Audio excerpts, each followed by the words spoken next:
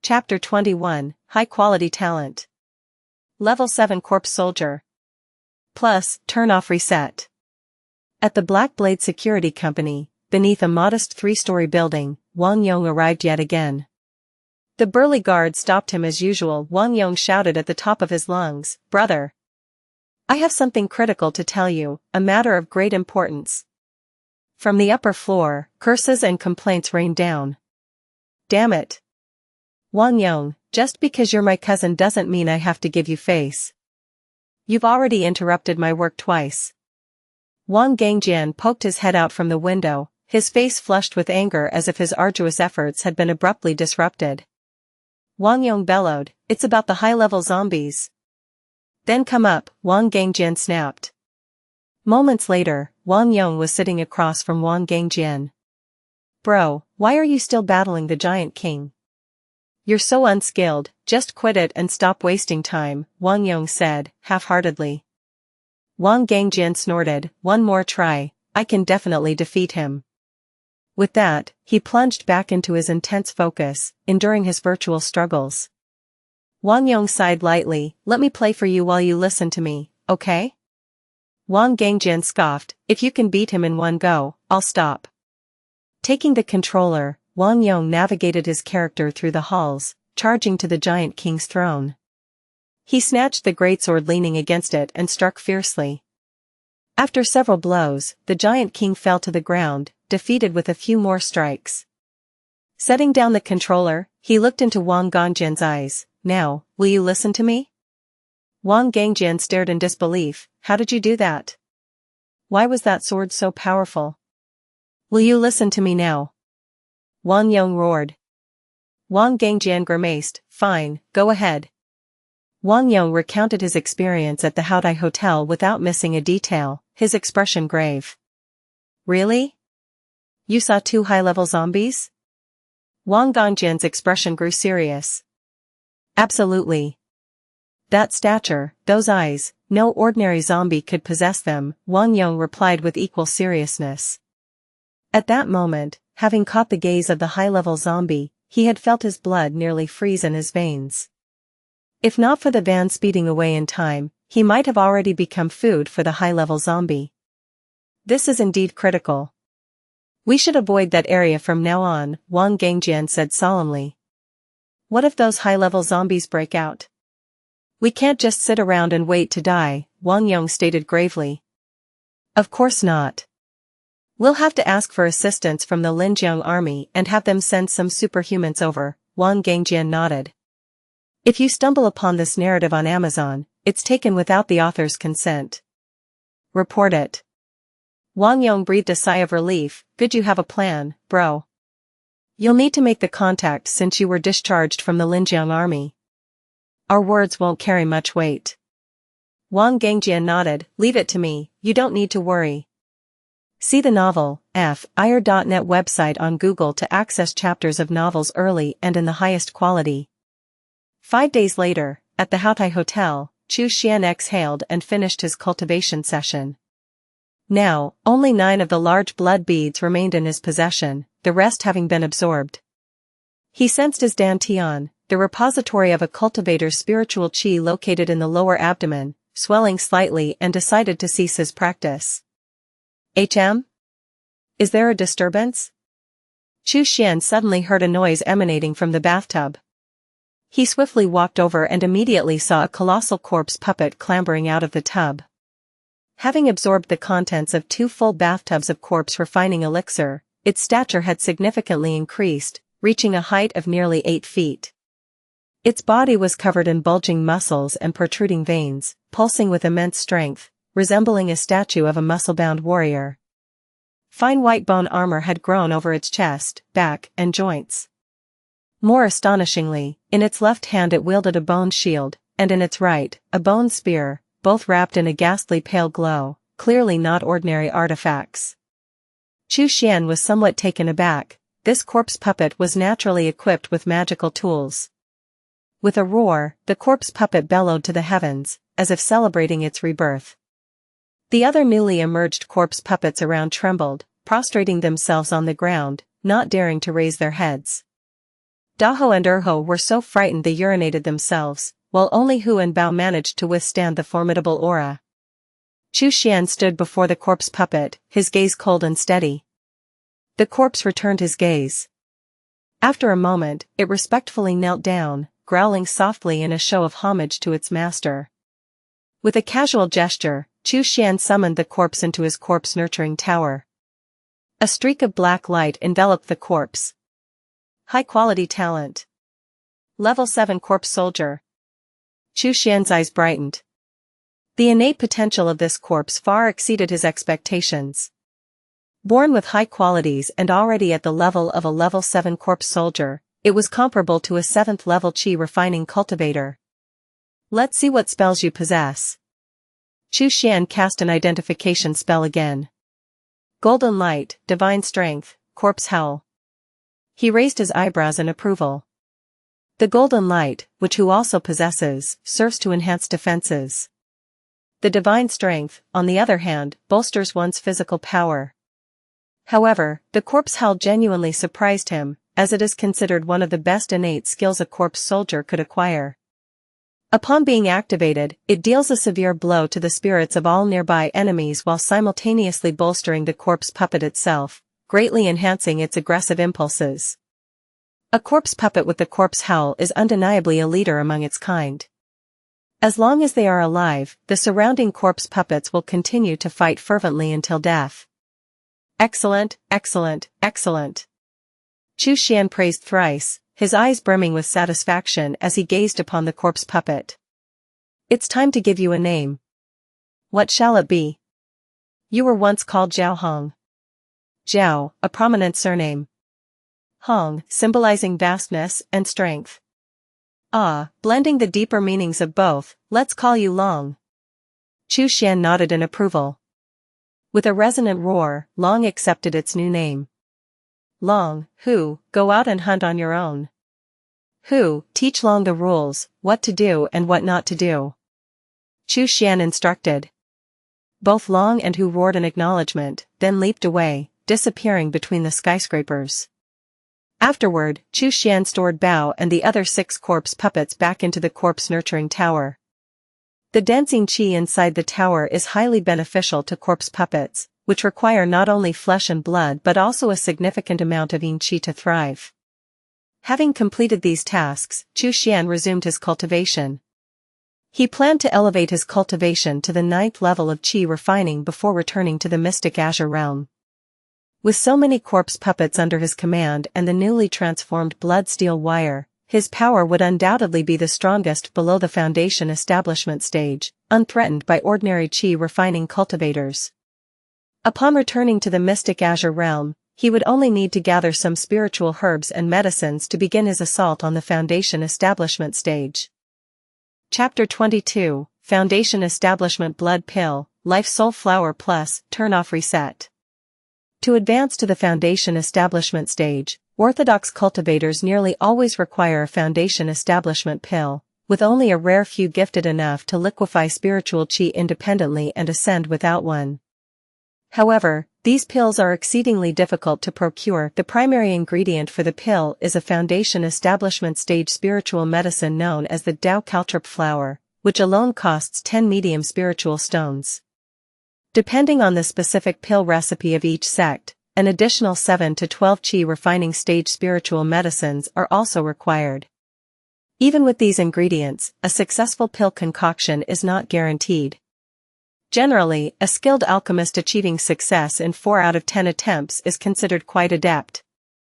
Demonic cultivators, however, have forged a different path by substituting the Dao Caltrip flower with the Life Soul flower, a peculiar bloom that emerges from the vital soul of powerful beings. They also replace the rare qi refining stage spiritual medicines with more readily available alternatives, significantly reducing the cost of crafting foundation pills. These altered pills are known by demon cultivators as foundation establishment blood pills. Lacking the resources to gather the traditional ingredients, Xuan had long been prepared to concoct the foundation establishment blood pill. Continue cultivating. Xuan took a deep breath, closed his eyes, and resumed refining the large blood beads. Time flew swiftly, a month had passed in a blink. Sitting on the rooftop of the Haotai Hotel, Xuan could not yet avoid food, so he had to pause after absorbing each large blood bead to eat. He had nearly depleted the food reserves stored in the Spirit Hound's warehouse. With a constant supply of large blood beads fueling his cultivation over the month, Xuan's realm had improved dramatically, now peaking at the 8th level of qi refining. He was just a thin barrier away from the 9th level, but despite having only one large blood bead left, there had been no signs of breaking through this final barrier. Break for me. Xuan began absorbing the last large blood bead. Vital energy surged into his body. He roared, veins bulging on his forehead. A cultivator's personal will can significantly propel their practice. Perhaps it was Xuan's intense determination, or perhaps the potent destiny surrounding him, but the bottleneck between the 8th and 9th levels of qi refining shattered at that moment. Boom! His aura exploded, dust swirling. In an instant, the rooftop of the hotel was swept clean and spotless. Bao, along with the 6 corpse puppets, was guarding the rooftop. Usually silent, they stood still. The surging aura around Xuan so startled Bao that it couldn't help but roar in terror, while the other 6 corpse puppets prostrated themselves, too frightened to lift their heads. It was only after Xuan's aura had receded considerably that they tentatively stood up, casting curious glances his way, like inquisitive children. If you discover this narrative on Amazon, be aware that it has been stolen. Please report the violation. Xuan exhaled a breath of stale air and slowly opened his eyes. The 9th level of qi refining, he declared. Now, all I need is to fill my dantian completely to prepare for the breakthrough to the foundation establishment stage. A smile spread across his face. From afar, the roar of a corpse echoed, followed by sounds that grew louder as they approached. Within moments, Long and Hu appeared on the rooftop, each carrying a spiritual hound. Upon seeing Xuan, Hu immediately bowed his head in respect. Daho and Erho did the same. Although they had not formally acknowledged Xuan as their master, they recognized him as such from the depths of their being. Long hesitated, not bowing immediately. Xuan's gaze turned icy as he looked at it. After a moment, he scoffed, "No wonder you hesitate, having reached the 8th level. Think you've grown strong enough to defy me?" With a snort, Xuan's spiritual qi surged, pressing down on Long like a mountain. Unable to withstand the immense pressure, Long immediately knelt, the sound of its kneecaps cracking filling the air. Long screamed in agony but dared not rise, still kneeling. It had realized that its master's strength far surpassed its own and that resistance would be foolish. "Humph, rebellious one," Xuan said coldly. Corpse puppets were not emotionless killing machines, they typically retained some of the personality traits of their former lives. Clearly, Long was naturally defiant. "Who is now a level 7 corpse soldier, well done. This is your reward," Xuan said. He flicked his finger, sending a blood bead flying toward Hu, who caught it eagerly in his mouth. Direct consumption of flesh was inefficient for corpse puppets, they preferred blood beads refined by Xuan's technique. Hu then reached out and tugged at the hem of Xuan's robe, seemingly eager to communicate something. Xuan felt a stirring in his heart and immediately connected with Hu through his thoughts. After a brief exchange, he understood what Hu wanted to convey. "You've discovered a den of giant wolves, and they are gathering to ambush you?" Xuan was immediately intrigued. Humans had withstood the baptism of psionic energy, transforming into superhumans. Animals and plants might also endure the suction of psionic energy, evolving into extraordinary creatures and flora. The intelligence of those giant wolves, evident from their understanding of ambush tactics, was clearly not low. It was likely that the psionic energy had accelerated their development. This was not good news for the human survivors of East Lake City. However, for Xuan, it was an extraordinary opportunity. The wolves were intelligent and strong. Perhaps they could serve as a nurturing ground for the life soul flowers. Before returning to the mystic azure realm, prepare the nurturing ground for the life soul flowers.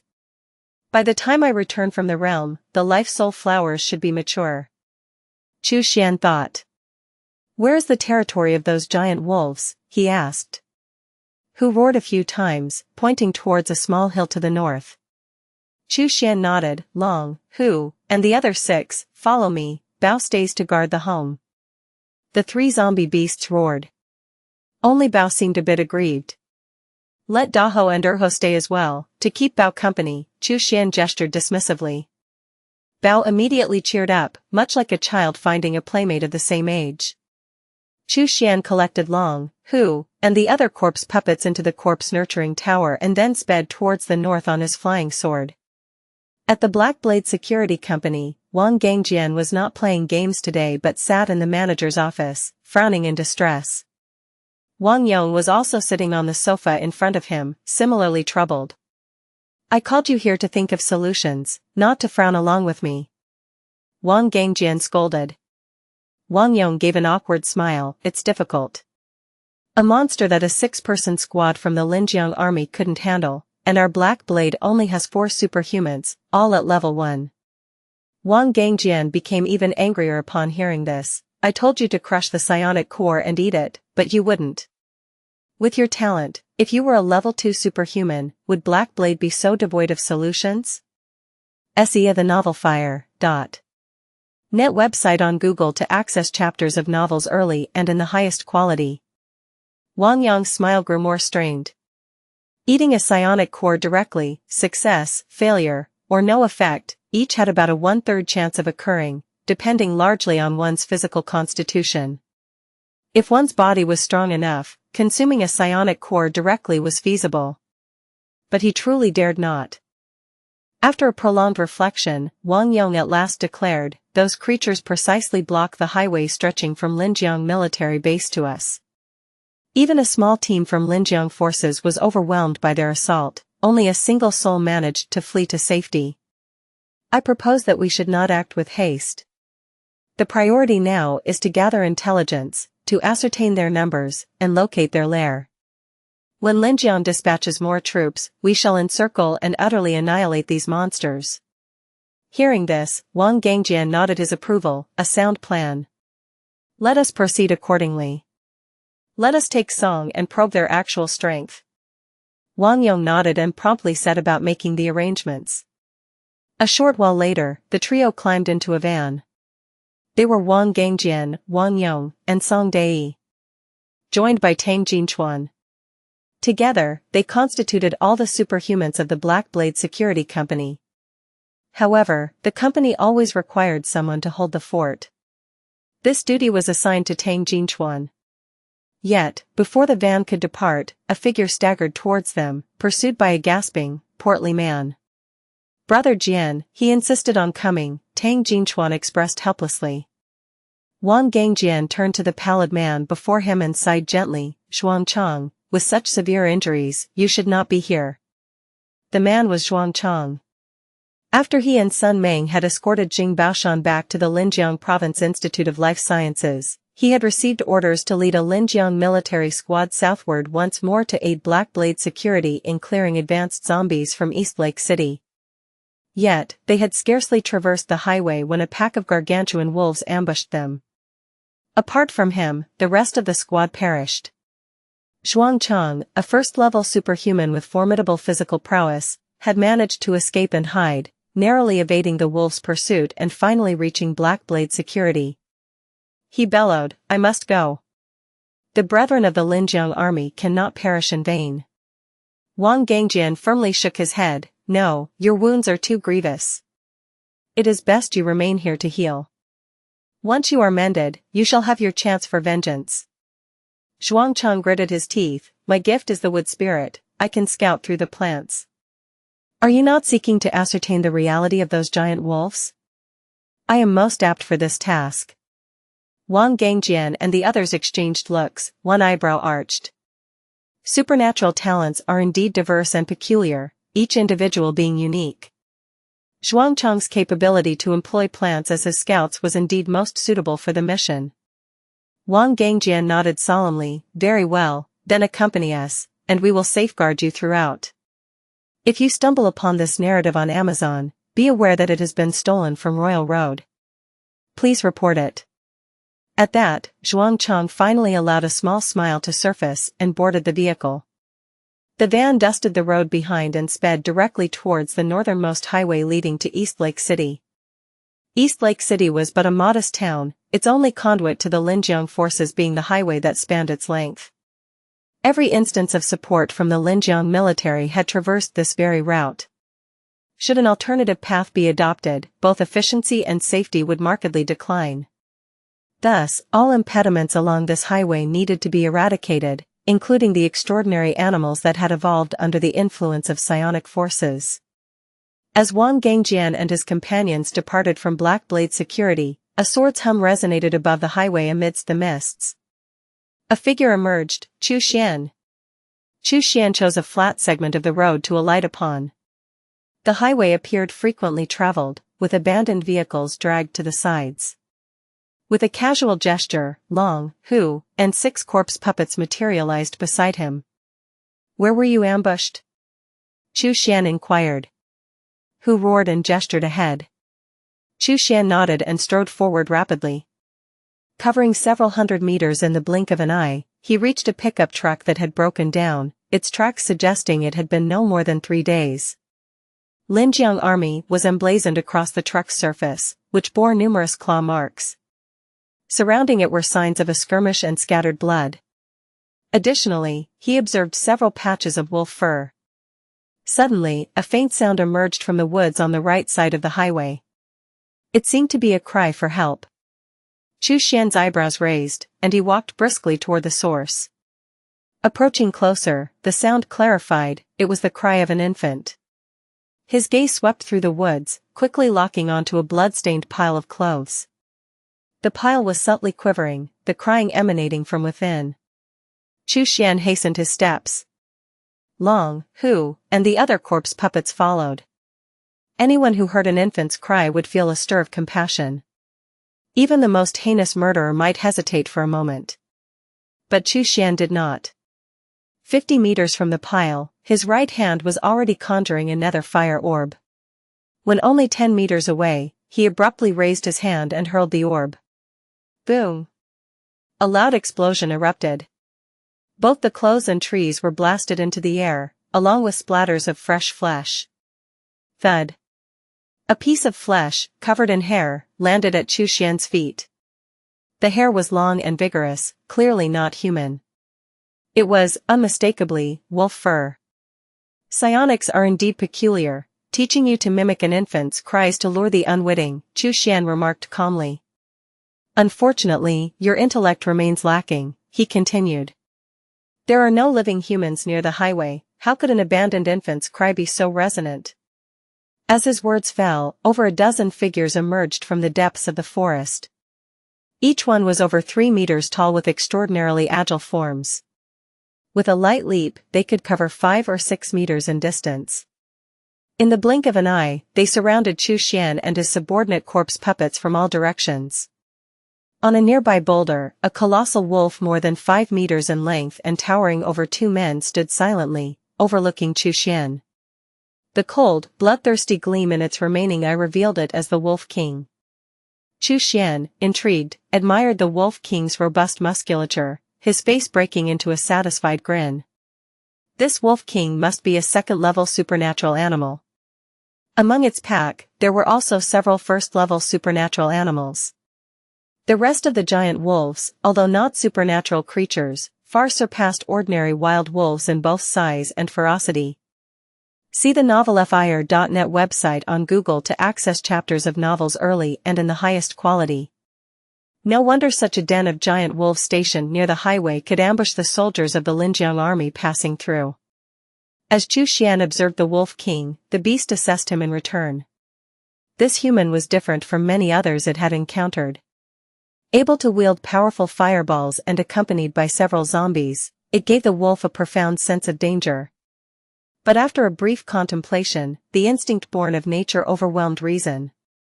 The wolf and its pack had fled from Two Dragons City on the northwest side of East Lake City, having been starved for a long while. The soldiers they had killed 2 days prior had barely sufficed to sate their hunger.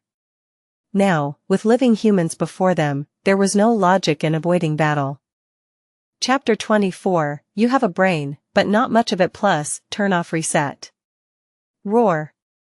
The Wolf King bellowed, and the surrounding dozen giant wolves surged forward aggressively. Xuan stood motionless, casually ordering, keep the stronger wolves alive, kill the rest.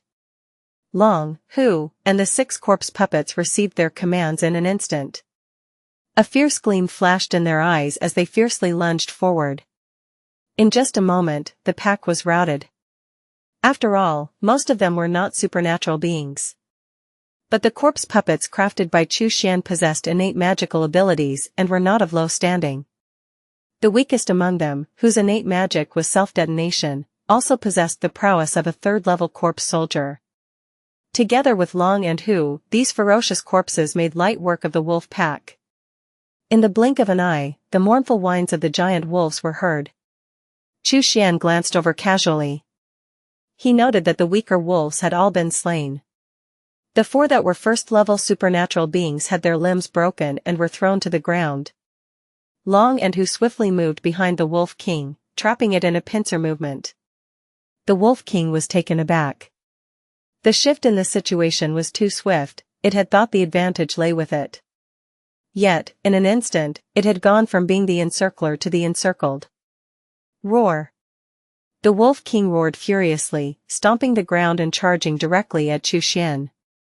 It had encountered superhumans in 2 Dragon City who excelled in controlling supernatural creatures, but each one was physically weak. So, it ignored Long, Hu, and the other corpse puppets, focusing its attack on Xuan.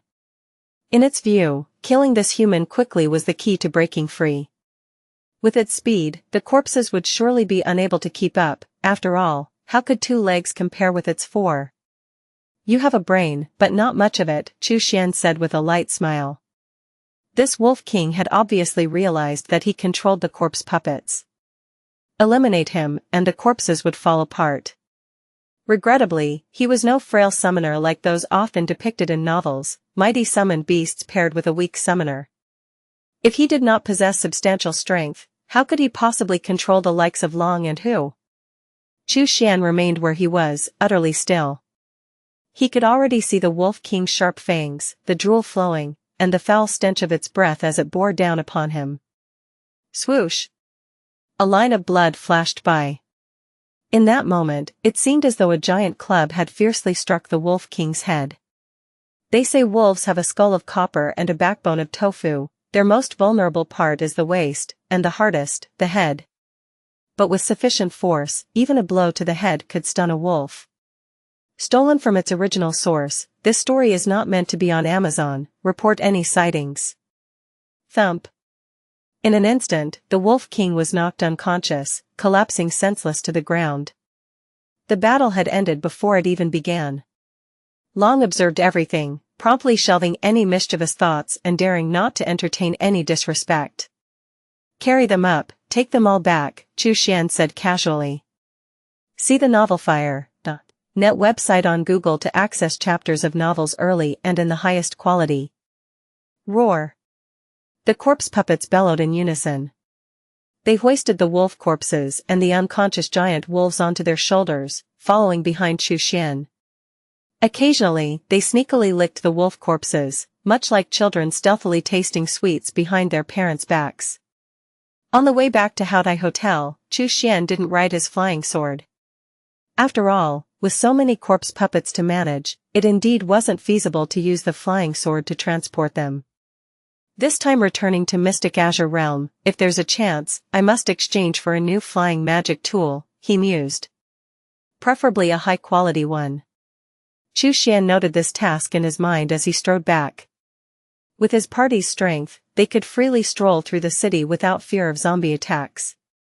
Indeed, perhaps it was the zombies that should be worried. After all, in Xuan's eyes, each zombie was a potential source of blood pearls. Should any enthusiastic zombies come their way, Xuan would surely thank them tearfully for their gifts. At 3 in the afternoon that day, at the border between East Lake City and 2 Dragon City, a van approached from afar and stopped where the pickup had broken down. Wang Gangjian, Wang Yong, Song Dei, and Zhuang Chang alighted from the vehicle. Xuan, injured, was protectively encircled by the others. All four were extremely vigilant. Xuan gazed at the pickup truck with a sorrowful expression. My 5 comrades died right here. I watched helplessly as they were dragged away by the wolves. I must personally skin those beasts. Wang Gangjian sighed softly. Before the zombie crisis erupted, he had served several years as a soldier in the Linjiang army, achieving the rank of sergeant, and commanding 10 soldiers under him. He could empathize with Xuan's seething rage. The pain of watching his cheerful, playful comrades fall in battle was more than most could bear. Take me to the edge of the forest, I can detect if any of those creatures are around, Xuan said, taking a deep breath, his voice serious. The 3 men nodded and escorted him to the forest's edge. Xuan placed his hand on the surface of a tree and closed his eyes. He could communicate with only one tree at a time. Branches, leaves, and roots became his eyes and ears. He could sense the memories of this tree. In places where the soil was fertile and the climate moist, the relationship between a tree's roots and its crown was almost 1-to-1. That is to say, the roots spread as wide as the crown above. Thus, he could perceive everything within the reach of the roots clearly through the tree. I hear heavy breathing, lots of it. It's those wolves. But not now, it was a few hours ago, around noon.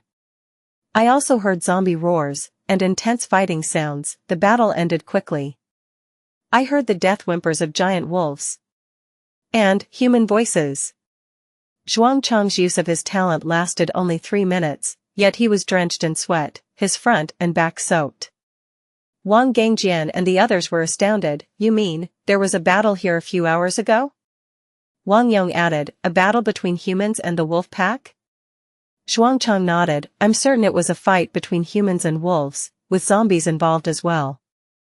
The wolves likely suffered heavy losses.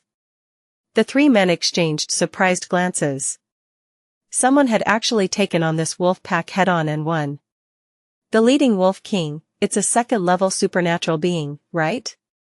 There's a 2nd-level superhuman in East Lake City who could match the wolf king? Wang Gangjian scratched his buzz cut, his face a picture of confusion. I've been in East Lake City for so many years, how did I not know this? The wolves, having suffered heavy losses, probably won't come out to hunt. We should search around here, we'll definitely find the site of the battle, Wang Yong said earnestly. Alright, let's split up to search, but don't go too far from each other. If you encounter danger, shout loudly, Wang Gangjian nodded. The 4 split into 3 groups. Wang Gangjian and Wang Yong each went solo, while Song Dei stayed with Xuan. They began their search and before long, they found the site of the battle. My God! The scene before them left them all stunned. They saw towering trees shattered into fragments, their surfaces charred by flames. The ground was littered with flesh and fur from the giant wolves. The 4 men all wore expressions as if they had seen a ghost.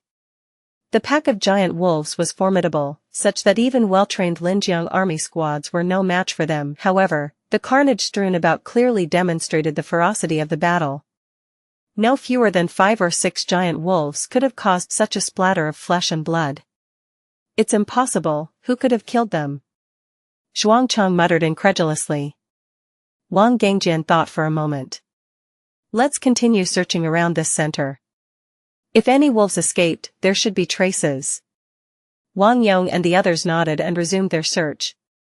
However, despite a long search, they found no signs of any wolves escaping. There were no toppled trees, no mottled bloodstains, nothing. What this implied was clear. Wang Yong swallowed hard, all those giant wolves are dead, and their bodies have been taken away. Although Wang Gangjian and Song Dei found it hard to believe, they nodded in agreement with his conclusion. It looks like we've made a wasted trip, Song Dei said, somewhat relieved. No fight meant no casualties. That was preferable to any alternative. Even as a first-level superhuman, any injury could lead to infection. Now, without any doctors around, they could only rely on medicine for self-treatment. Who knew if they would survive? Wang Gangjian was still scratching his head. Brother, what are you worried about? Wang Yong asked. Wang Gangjian gave a wry smile. Xuan mentioned that the wolf pack's leader is a second-level supernatural being. Besides, there are several first-level supernatural beings in the pack. That someone has the strength to take down such a group of giant wolves, what kind of power does he possess? A third-level superhuman? Xuan immediately shook his head. Impossible, third-level superhumans are extremely rare. Without exception, they are all leaders and protectors of various organizations. They aim to break through to the fourth level and need a lot of manpower to collect psionic cores. Why would a third-level superhuman be wandering alone outside? Wang Gangjian, Wang Yong, and Song Dai thought it over. It made sense. No third-level superhuman would frivolously run about. Almost all of them stayed in their territories, employing every means to elevate themselves. Xuan pondered for a moment before speaking. Perhaps it's just a second-level superhuman but with an exceptionally powerful talent. After all, talents vary widely. Those with exceptionally strong talents can even help superhumans fight above their level. Wang Gangjian sighed softly. Regardless, we must be cautious. The Haodai Hotel is occupied by 2 high-level zombies, and now a mysterious second-level superhuman has appeared. Our days at Black Blade are becoming even tougher. The 4 men reboarded the van, speeding off as dusk had not yet fallen. Haodai Hotel. This content has been misappropriated from Royal Road. Report any instances of this story if found elsewhere. Xuan leisurely made his way back here. Along the route, he had eliminated a number of zombies and refined quite a few blood pearls. Moreover, he browsed through numerous supermarkets and shops, scouting for any edible food. Eating instant noodles every day was becoming tedious, and a change in diet would certainly be welcome. However, Xuan only managed to find some chocolate. He had learned that the zombie crisis on Blue Star had been raging for over 5 years. Few foods could withstand a 5-year shelf life. It seems if I want to enjoy delicious meals there, I might have to start growing my own vegetables, Xuan mused. This was not a difficult task for him. All that was needed was to set up a spirit-gathering array to draw in the sparse spiritual chi from the surroundings. Even the most barren soil could be transformed into fertile land under such conditions. This land could then be termed a spirit field. Crops grown in a spirit field would develop unusually quickly, and the fruits they bore were exceptionally tasty. As for the laborious tasks of plowing, weeding, pest control, and harvesting, these could be entirely delegated to the corpse puppets. Although dim-witted, corpse puppets, once properly instructed, were far more suitable for such monotonous and repetitive labor than humans. No sooner said than done. There was a garden at the back of Haodai Hotel, and Xuan ordered that all the flowers and plants be uprooted and the soil loosened. Only then did he set about arranging the spirit-gathering array. The spiritual chi on Blue Star was extremely weak, nowhere near comparable to that on Mystic Azure Realm. But even the slightest presence of spiritual chi could be harnessed by the spirit-gathering array. If necessary, spirit stones could be placed within the array to extract their spiritual chi and nourish the soil. By sunset, Xuan had the spirit field ready. The field, spanning 40 meters wide and 30 meters long, was divided into several sections, each planted with different spiritual plants. Golden pattern rice, similar to regular rice but with a far superior taste. Dawn wheat, akin to wheat but its long-term consumption can make the body lighter and more agile. Search *the oval fire. At website on Google to access chapters of novels early and in the highest quality. Xuan, having selected various spiritual plants from his cultivation bag, handed them to the corpse puppets for sowing. Initially clumsy, the corpses soon grew proficient under his patient guidance. Not bad at all, Xuan nodded in approval. Then, he ascended on his sword to the rooftop. The Wolf King and the 4 giant wolves were securely bound. While the 4 wolves were still unconscious, the Wolf King was awake, its eye flickering with a brutal light, as if it wished it could tear Xuan apart 1,000, 10,000 times. Xuan completely disregarded such glares. As before, he took out a small knife and began to make incisions on the Wolf King. He started with the limb joints, then the abdomen, and finally the crown of the head. The flesh from these three areas varied, making them suitable for the growth of different spiritual plants. In the limb joints and the abdomen, Xuan inserted seeds of the soul-nourishing leaf and crimson blood fruit. Closest to the brain, the crown of the head was ideal for the life-soul flower seeds. The life-soul flower was a primary ingredient for foundation establishment blood pills, while soul-nourishing leaves and crimson blood fruits were rare supplementary materials. With these three types of spiritual medicine secured, nearly all other necessary herbs could be purchased from reputable markets using spirit stones. His foundation establishment blood pill was nearly within reach. My path to foundation establishment relies on you, Xuan patted the Wolf King's head and chuckled. The Wolf King could feel its vitality being sapped by the strange plants, but it was powerless, forced to watch its own life force ebb away.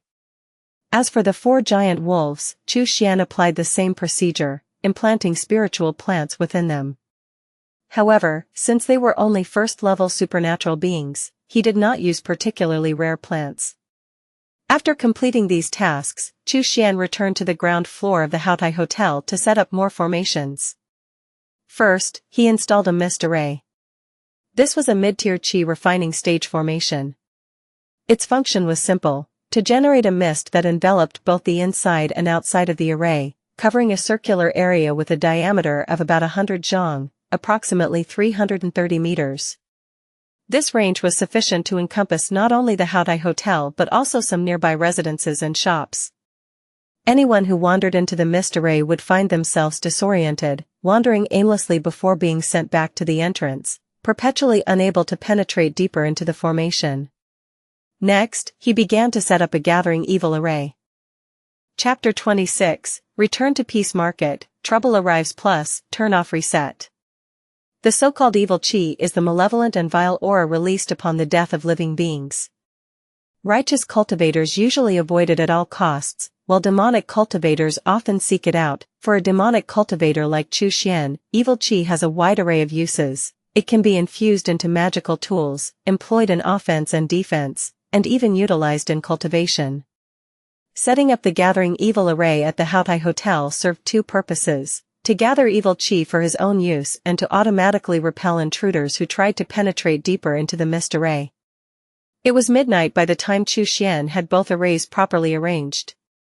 With the gathering evil array in place, along with the corpse puppets he had left behind, it would be difficult for anyone to infiltrate the Houtai Hotel. This secured his base of operations. Could this place be considered my cave dwelling? Xuan suddenly chuckled. Who would have thought that my cave dwelling wouldn't be on Mystic Azure Realm but on a post-apocalyptic planet? Moments later, he returned to the rooftop. He stood long and bowed back in the tower. You will command the 6 corpse puppets and the 2 dogs. After I leave, guard the Houtai Hotel well. If you're hungry, go out and hunt zombies, but don't stir up trouble. Not if you understand, Xuan instructed. Roar, roar. Who responded in a deep voice, nodding repeatedly. Its intelligence had grown significantly over time, now comparable to that of a 7- or 8-year-old human child.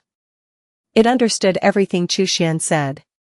Xuan felt reassured about leaving Hu in charge. Hu was his first corpse puppet and the most stable and obedient. After one last look around, Xuan retrieved the blood mirror from his storage bag. The mirror's energy was fully charged and ready for use at any moment. He had only delayed his departure to ensure everything was properly set up. Xuan gently touched the blood mirror, and it abruptly engulfed him. In an instant, his figure vanished from the rooftop. Hu growled softly, suddenly feeling a sense of loss. Its master had left, gone far away.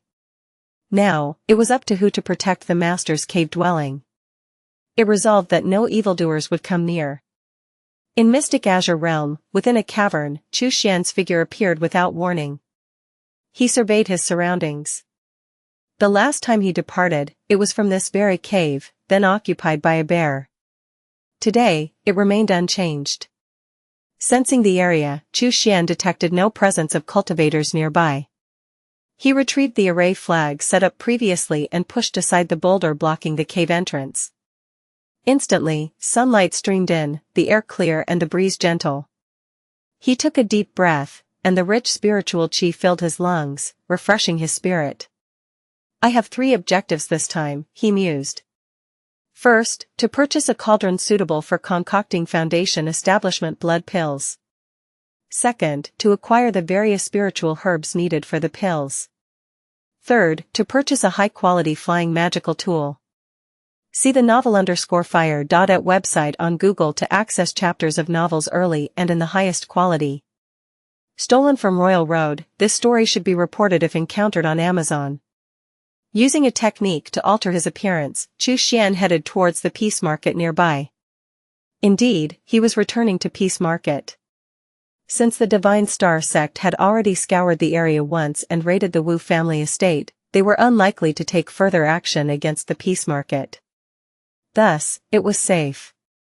Once again, he arrived at the market square. The market was as usual, unaffected by the grand schemes of the major righteous sections. At most, it provided some extra gossip during meals. This time, Xuan adopted the guise of a noble young man with a striking appearance. However, his slanted eyebrows and hawk-like nose gave him a sharp, intimidating aura. Clearly, he was not someone to be trifled with. As before, Xuan didn't rush to make his purchases but instead made his way to a tea house within Peace Market. He chose his seat carefully. Not only was it by the window, but it also offered a clear view of the square's north and south entrances. This allowed him to notice any disturbances quickly. While sipping tea, Xuan listened attentively to the conversations of other cultivators using a technique that enhanced his hearing. Soon, he had gathered information about the recent events. 10 days, Xuan smiled lightly. He had spent 3 months on Blue Star, but only 10 days had passed on Mystic Azure Realm. To the cultivators here, it seemed he had advanced from the 6th to the 9th level of qi refining in a mere flick of the fingers. This rate of progression, even among peerless geniuses, would be envied and unmatched. Xuan's brow suddenly raised, his eyes flicking to a corner where an old man and a young boy sat. Their faces were unfamiliar to him. Upon closer inspection, he noticed traces of disguise techniques. More importantly, he overheard their conversation. Senior Brother Wei, do you think Xianxia will come? Is there a chance he has turned to the Divine Star sect and become a traitor? That's why we're using disguises and waiting here instead of meeting him directly. We need to observe the surroundings first, don't you get it? Oh, I understand. It's 1:15 now, our appointed time is at 1:45, he should be arriving soon. Stay close and follow my lead when the time comes. All right. In almost an instant, Xuan guessed the identity of the 2 men. They were qi refining stage disciples from the Infinite Sect, Chengge and Wei Hua. As for Xianxia, Xuan remembered him too. Among the qi refining stage disciples, Zhang was a notorious broker, best known for selling second-hand magical tools passed down from senior disciples. Xuan's own flying sword was acquired through Xianxia. Since it was second-hand, it was cheaper by 10 to 20%. The last time Divine Star sect raided the Wu family estate, it seems they survived and are still alive. And now they appear in Peace Market. I get it, they are still hiding with the Wu family, which suggests that the Wu family isn't wholly aligned with the Divine Star sect. Xuan tapped the tabletop lightly, sorting through his thoughts quietly and quickly organizing his reasoning. Going to Xianxia to buy items? That's quite bold. Xuan shook his head slightly. In times like these, anyone could turn traitor. Reconnecting with disciples separated from the Infinite Sect could lead not to the items needed but to an ambush by righteous cultivators. I can't stay in Peace Market any longer, I must leave immediately. Even if Xianxia isn't a traitor, he might still attract unwanted attention. If they get tangled up with me, it would be troublesome. Xuan stood up immediately. His relationship with Chengge and Wei Hua was that of senior brothers, merely casual acquaintances rather than close friends.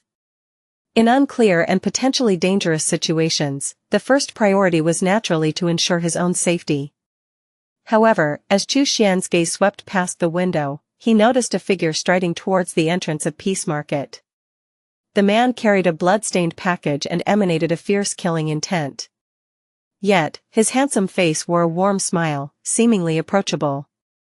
Two starkly contrasting temperaments manifested in one person. Xuan sighed softly. Here it comes. Trouble had arrived, faster than he had anticipated. The young cultivator, carrying dual swords on his back and a perpetual smile on his face, was known for this demeanor only among the chi refining stage disciples of the Divine Star sect. This was Ouyang Hao, ranked fourth among the inner disciples of the sect. In just 5 years since joining the sect, he had rapidly advanced to the 8th level of chi refining. What made him most notorious was his merciless stance against demonic cultivators. He killed them on sight without hesitation. After the 5 sects campaign against demons, 3 of the top 10 inner disciples of the Infinite sect had fallen to Ouyang Hao. Such was his reputation that the remaining disciples of the Infinite sect would rather face a Foundation establishment stage cultivator than encounter Ouyang Hao. With righteous cultivators, there might be a chance of survival, but Ouyang Hao was known for his lethal resolve. The Grand Elder of the Divine Star sect had praised Ouyang Hao profusely, declaring that once Ouyang Hao achieved Foundation establishment, he would take him as his direct disciple. Ouyang Hao was indeed a rising star within the Divine Star sect, with even those ranked above him in the chi refining stage not entirely confident they could best him. His arrival at Peace Market was surely not for mundane shopping. Xuan was not particularly worried about Ouyang Hao himself. With his current strength, defeating Ouyang Hao would not pose much difficulty. His concern was whether Ouyang Hao was accompanied by others, perhaps even a Foundation establishment stage cultivator from the Divine Star sect lurking in the background. That would complicate matters significantly. After considering his options, Xuan decided to hold his ground and adapt to the situation as it evolved. Click, clack. Ouyang Hao made his way directly toward the tea house. As a cultivator exited the tea house and recognized him, he exclaimed in shock, "Ouyang Hao?" Ouyang Hao raised an eyebrow at the man and smiled. "Do you realize you've just ruined everything?" Before the cultivator could respond, Ouyang Hao swiftly drew his sword. With a flash of his blade, the man's legs were severed at the knees. "I don't know if you're associated with demonic cultivators, but I'll spare your life for now. We'll interrogate you later," Ouyang Hao declared, ignoring the man's screams as he hastened into the tea house. Inside, Qingge and Wei Hua, who had been anxiously awaiting Zhang Cheng's arrival and were vigilantly monitoring their surroundings, caught the commotion at the entrance. "Ouyang Hao!" The two exchanged a look of alarm and promptly stood up, leaping out of a nearby window to escape the impending danger. Xuan remained seated, motionless, continuing his tea in quiet repose. Within mere moments, Ouyang Hao ascended to the 2nd floor of the tea house. His gaze swept searchingly over each cultivator present. "What are you staring at?" An irate cultivator, unable to bear the scrutiny, barked sharply. Ouyang Hao, silent, drew his sword in response. A flash of the blade, the cultivator's right arm was severed cleanly at the shoulder. Amidst the disbelieving screams of the injured man, Ouyang Hao spoke coolly, "Ouyang Hao of the Divine Star sect, pursuing the remnants of the Infinite sect. If you encounter this story on Amazon, note that it's taken without permission from the author. Report it." "Did anyone leave just now?" His sword now pointed ominously at the other shoulder of the man, as if indicating that a similar fate awaited the other limb should he remain uncooperative. "Yes." 2 people jumped out the window and ran south. The unfortunate cultivator cried out in terror. Frowning, Ouyang Hao dashed to the window. True enough, he saw 2 figures mounting their flying magical tools, making their escape. Without hesitation, Ouyang Hao hurled a flying sword into the air and mounted it, pursuing them swiftly.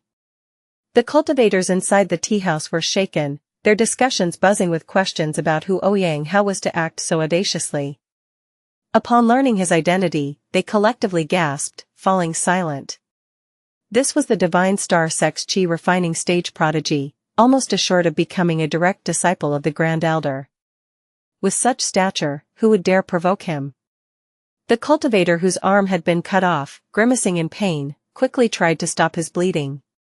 It was a bitter pill to swallow, one he had no choice but to endure internally. Xuan, observing all, remained seated, pondering the situation. It appears Ouyang Hao is alone. What a ripe target.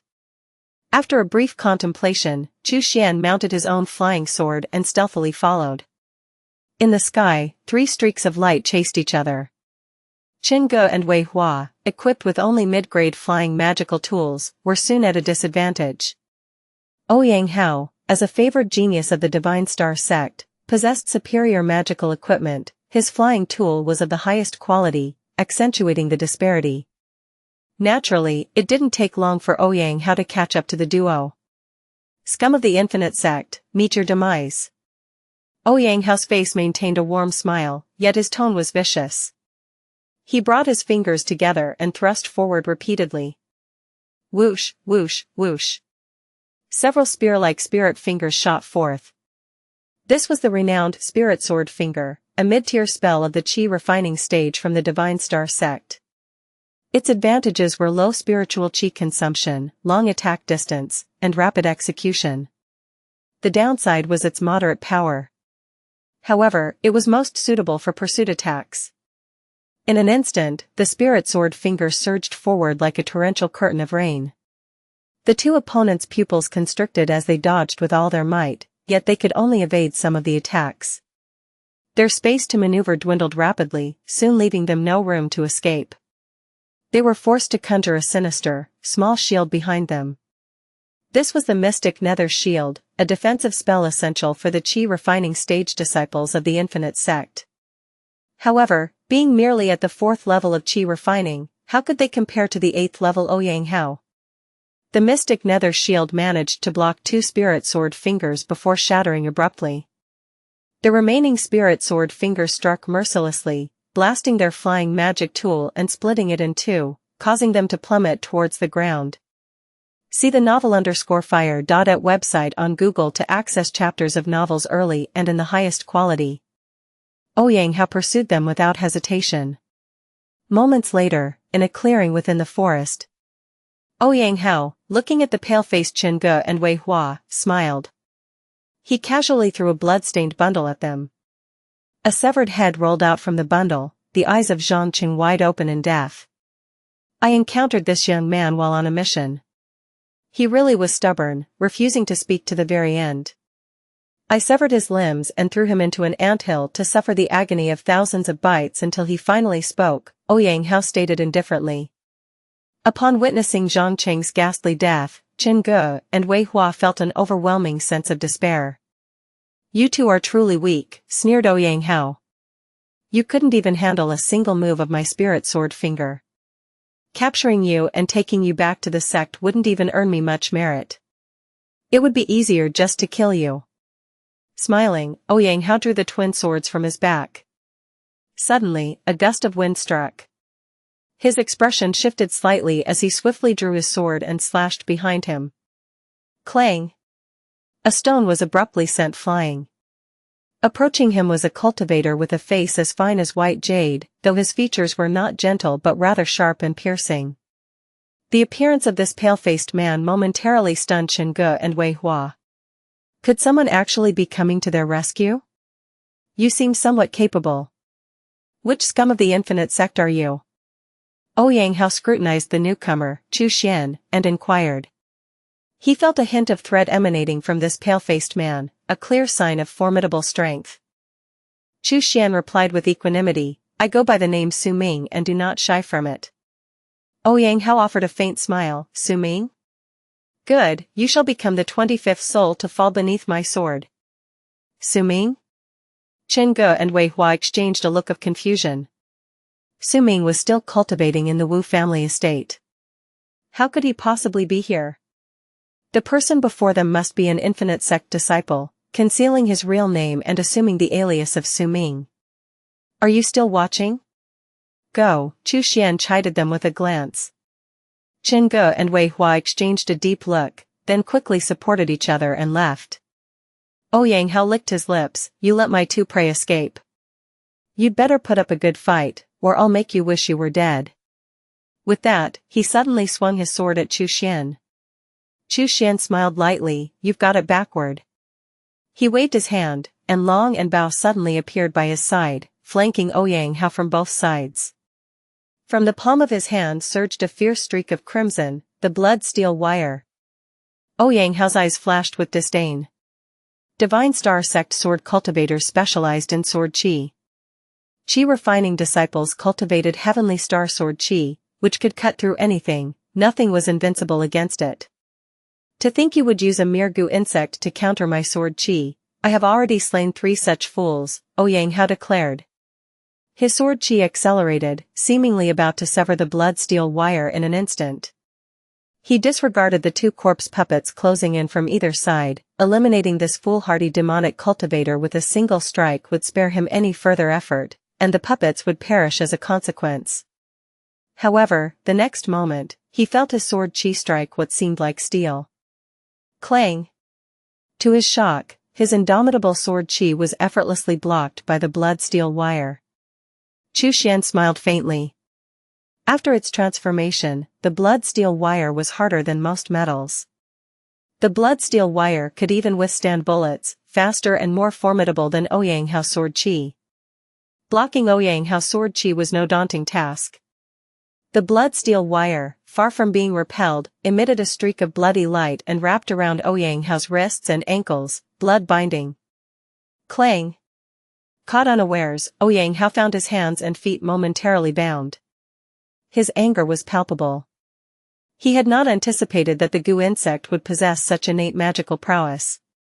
At that moment, Long and Bao launched their attack from either side. Long opened its maw wide and unleashed a terrifying corpse howl. The sound struck Xianxia like a sledgehammer to his soul, muddling his senses and scattering his thoughts. The tail has been stolen. If detected on Amazon, report the violation. Spurred by the corpse howl, Bao let out a ferocious roar and activated its bloodthirst technique. Its claws relentlessly tore at Xianxia, and in the blink of an eye, dozens of gory gashes were rend across his body. Blood spurted wildly, and flesh flew in disarray. Long, with a firm grip on its bone spear, thrust it forward. The spear pierced straight through the heart. Xianxia's eyes bulged in utter shock. He had not foreseen such an abrupt end to the battle. His underestimation of the goo's resilience had swiftly led to his entrapment and a swift, merciless death. He had no chance to retaliate, no opportunity to utter any last words. Life drained from him like water flowing from a broken vessel, and the cold embrace of death quickly consumed him. Xuan gestured, recalling Long and Bao back into the corpse-nurturing tower. He gazed down at Xianxia's corpse, shaking his head. The man had been strong, yet his arrogance had been his downfall. Without any knowledge of his opponent's capabilities, he had left himself completely unguarded against the corpse puppets attacking from either side, foolishly believing his sword qi could achieve a swift kill. Is this what they call a genius? Xuan chuckled softly and casually scooped up Xianxia's body into his storage bag. The body of a qi refining 8th level cultivator was a valuable resource, perfect for refining blood beads or feeding to his corpse puppets. With that, he swiftly departed from the scene. At the Wu family estate, Ge and Wei Hua returned to their usual residence through a side gate, finally letting out sighs of relief. Lu Jingxiong was in the courtyard, discussing cultivation challenges with Su Ming, Bai Feng, and others. Seeing the grim expressions on Ge and Wei Hua's faces, he guessed something was amiss and promptly inquired about their ordeal. Ge and Wei Hua did not conceal any details, recounting the events that had unfolded. Lu Jingxiong's brow furrowed deeply. Su Ming, taken aback, exclaimed, "That person claimed to be me? Could it be one of our infinite sect disciples?" Wei Hua nodded affirmatively, "It's very likely," and he seemed quite confident, showing no fear even against Xianxia. Su Ming shook his head subconsciously, "Impossible. The top 10 inner disciples are either dead or have defected, none could match Xianxia." "How odd that someone would dare to rescue you," Lu Jingxiong remarked, his face showing a keen interest. "Regardless, this person is most likely a disciple of our infinite sect. It's surprising that such a disciple was overlooked. If he dared to confront Xianxia, his strength must be considerable." Lu Jingxiong paced back and forth, clearly pleased.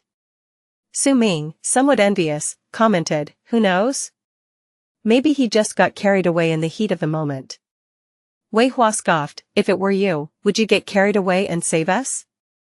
"I doubt it, you'd probably have run away at the first chance." Su Ming's face turned red with embarrassment, but he found himself unable to refute. After pondering for a moment, Lu Jingxiong said, "Where did Ouyang catch up to you? Take me there immediately. We cannot let anything happen to such a disciple." SEA the novelfire.net website on Google to access chapters of novels early and in the highest quality. Qin Ge and Wei Hua immediately nodded in agreement. Moments later, the trio arrived at the clearing in the woods. The area was deserted, indicating that the battle had clearly concluded long ago. Could the fight have moved to another location? Qin Ge scratched his head. Lu Jingxiong shook his head, pointing at the bloodstains, fragments of flesh, and pieces of robes on the ground. "The battle has ended. These robe fragments belong to a Divine Star Sect Qi refining stage disciple. The blood and flesh were likely left by Ouyang. There's a densing Qi in the air, likely from summoning corpse puppets to fight." Lu Jingxiong thought for a long time. Ouyang likely escaped with severe injuries. Qin Ge and Wei Hua exchanged looks of surprise that the cultivator could have inflicted such damage on Ouyang. What kind of power must he possess? Ouyang's injuries will certainly prompt the Divine Star Sect to conduct another round of searches in this area. "Stay indoors these next few days and remain within the estate," Lu Jingxiong instructed sternly. "Yes, we will heed Uncle Master's teachings," Qin Ge and Wei Hua nodded. "And what about you, Uncle Master?" Wei Hua inquired. Lu Jingxiong replied earnestly, "That disciple must still be near Peace Market, and being alone, he is undoubtedly in grave danger. I must find him." Qin Ge and Wei Hua felt a surge of admiration. They had chosen to follow Lu Jingxiong because of his humanity. They had not expected that even for a disciple whose name they did not know, Lu Jingxiong would be willing to risk so much. Chu Xian returned to the cave that had been his previous abode. He moved a large rock back in place to seal the entrance and set up various arrays before opening Ouyang's storage bag.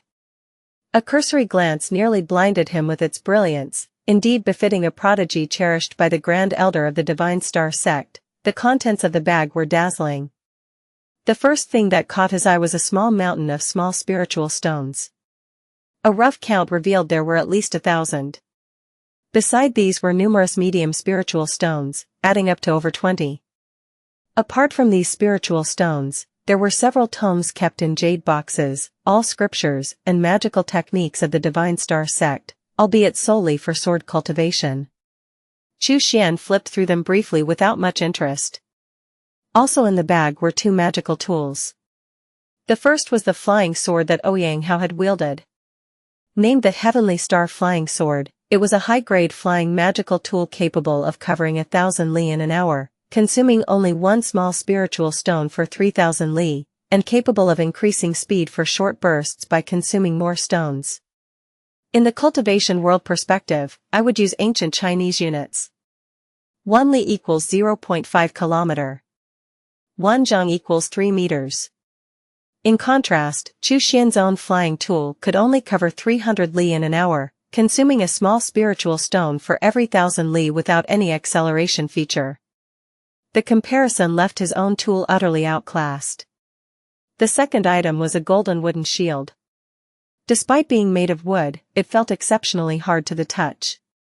This tool, named the Golden Wood Shield, was crafted from Vajra wood and was also a superior grade magical tool. Its defensive capabilities ranked among the top of all superior defensive magical tools. These 2 items perfectly filled the gaps in Chu Xian's current arsenal. "Is that a Foundation establishment pill?" Chu Xian continued to search and was astonished to find a Foundation establishment pill in a corner of the storage bag. He was surprised. Given Ouyang's financial capabilities, he should not have been able to afford such a pill. The origin of the pill was thus clear. It must have been bestowed by the Grand Elder of the Divine Star Sect for Ouyang's future breakthrough. See the novel, fire.net website on Google to access chapters of novels early and in the highest quality.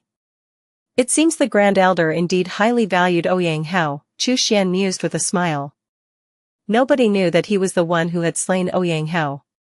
Even if the Grand Elder was enraged and wished to tear the murderer apart, he would find no trail leading to Chu Xian.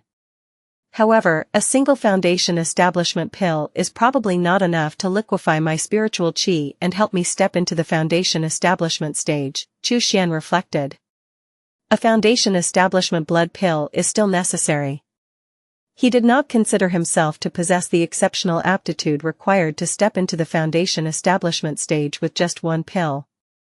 Let's refine these immediately, converting them into my own combat strength, he decided. He secured the foundation establishment pill and extracted the Heavenly Star flying sword and golden wood shield from the bag. Both items bore Ouyang Hao's essence blood imprint, a mark made by sacrificing one's essence blood to embed a personal trace into a magic tool, ensuring it could not be easily taken by others during battle.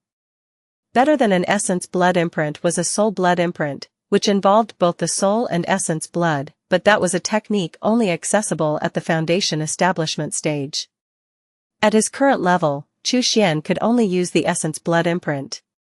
He pressed his fingers against the surface of the Heavenly Star flying sword, injecting a wisp of spiritual qi to locate the essence blood imprint within. His spiritual qi eradicated it. Within about a quarter of an hour, he had completely erased Ouyang Hao's remaining essence blood imprint. Now truly ownerless, the Heavenly Star flying sword was ready for his use. Royal Road is the home of this novel. Visit there to read the original and support the author. Chu Xian tapped his chest, drawing out a drop of his own essence blood, and let it fall on the sword's surface, beginning the refinement process. The process took 3 hours in the utter darkness of the cave, Chu Xian's eyes gleaming with sharp vitality. Success! He felt a tight connection to the Heavenly Star flying sword. He proceeded to similarly refine the golden wood shield. After consecutively erasing essence blood imprints and forcing out his own essence blood to refine 2 superior-grade magical tools, Chu Xian felt somewhat exhausted. He immediately began meditating to rest. After a whole night, he slowly awakened, and his spirits rejuvenated.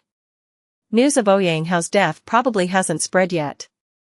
While the Divine Star sect hasn't noticed, I should quickly return to Peace Market and make the necessary purchases. Chu Xian hastened towards the Peace Market.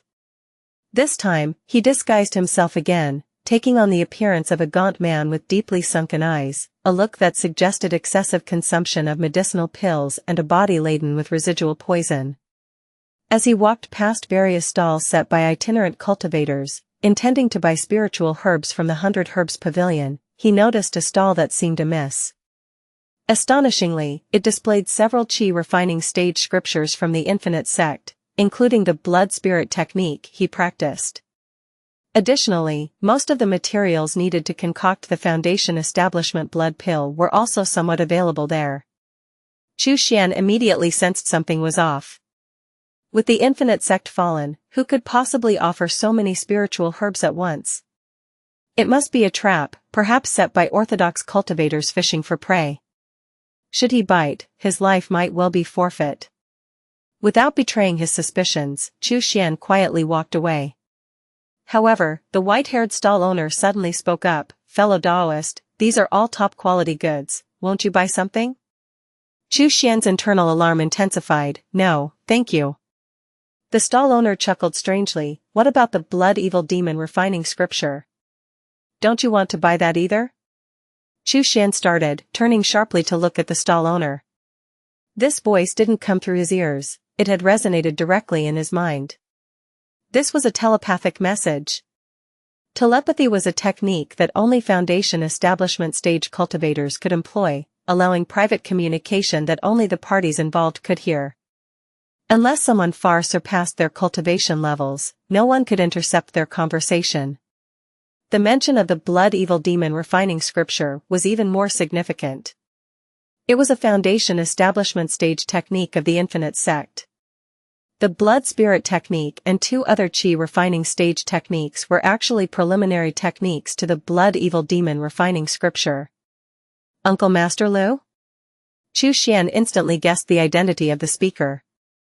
A foundation establishment stage cultivator, knowledgeable about the formula for the foundation establishment pill, and in possession of infinite sex foundation establishment stage techniques, it could only be Lu Xingxiong. The white-haired stall owner smiled. "Follow me." He gestured with his hand, storing the items in a storage ring, and then walked unhurriedly towards the exit of Peace Market. Chu Xian hesitated but still followed. Moments later, the two of them, like any other cultivators, walked out of Peace Market. Only when they reached a secluded area did Lu Xingxiong stop. "Are you Xiong Xingxing or Lu Jinpeng?" he asked quietly. Chu Xian could not help but smile wryly. These two were respectively the 12th and 13th ranked disciples within the inner gate of the Infinite Sect, formidable rivals during his struggle to secure the 10th position in the inner gate. However, by now, they had vanished without a trace, likely dead in some forgotten corner. Chu Xian bowed respectfully. "Chu Xian, at your service, Uncle Master Lu." Lu Xingxiong, hearing this name, was quite astonished. "Chu Xian? The 10th ranked Chu Xian of the inner gate? I would never have imagined that the person who saved Qingge and Wei Hua and defeated Ouyang Hao could be you." Chu Xian chuckled lightly without offering an explanation. During the destruction of the Infinite Sect, he was only at the 4th level of qi refining. It was his extensive knowledge in goo insects and poison techniques that had secured his place as the 10th inner gate disciple. It was no wonder Lu Xingxiong hadn't guessed it was him. Chapter 30, Blood Evil Demon Refining Scripture Plus, Turn Off Reset. Lu Xingxiong appraised Chu Xian as if seeing this qi refining stage junior for the first time. "What realm have you reached by now?" "At least the 8th level of qi refining, right? I remember, back when the Infinite Sect was still standing, you were at the 4th level." "I didn't expect such significant progress," he said, his smile genuine. Chu Xian nodded, though he did not admit that he had actually reached the 9th level of qi refining. If Lu Xingxiong thought he was at the 8th level, then so be it. Keeping some of his strength hidden was never a bad idea. "Very good. Among the qi refining stage disciples, you have the highest realm." Lu Xingxiong's joy deepened. "Come with me to the Wu family estate. I will support you fully in your effort to reach the foundation establishment stage." Chu Xian immediately shook his head. What a joke. He had to travel to the Blue Star periodically. How could he be around Infinite Sect disciples all the time? Constant contact with others would inevitably lead to the discovery of his secrets. His ability to freely travel between the Mystic Azure Realm and the Blue Star was his most crucial ace, which he could not afford to reveal to anyone. Lu Xingxiong was taken aback. He had offered such substantial support, yet Chu Xian had declined? His expression turned slightly sour. Chu Xian quickly explained, "Uncle Master Lu, I am confident in my ability to concoct the Foundation Establishment blood pill and advance to the Foundation Establishment stage on my own. But if you were to expend resources to aid me in advancing, it might cause discontent among the other senior brothers and disciples. The Infinite Sect has fallen, and those of us who remain should work together in harmony. It would not be right to disrupt the unity of the sect's disciples for my sake alone." Lu Xingxiong's eyes widened, touched by the sentiment. What a fine prospect. Strong-willed, independent, powerful, and considerate of others. How had he not noticed such a disciple before?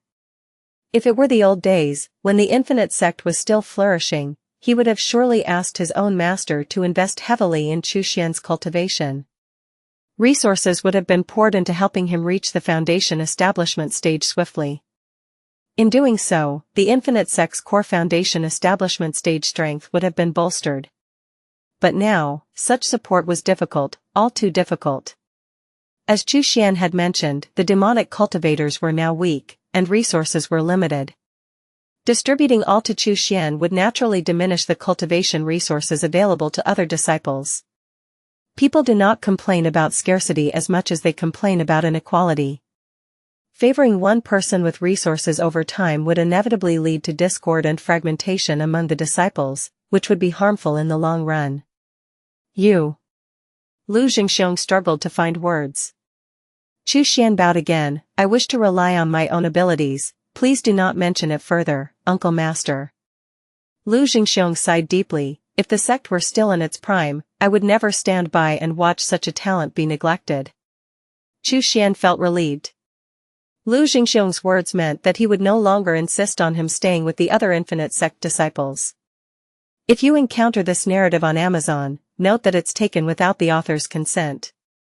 Report it. Xian then said, however, I indeed need the subsequent techniques. May I know what price Uncle Master desires for the Blood Evil Demon Refining Scripture?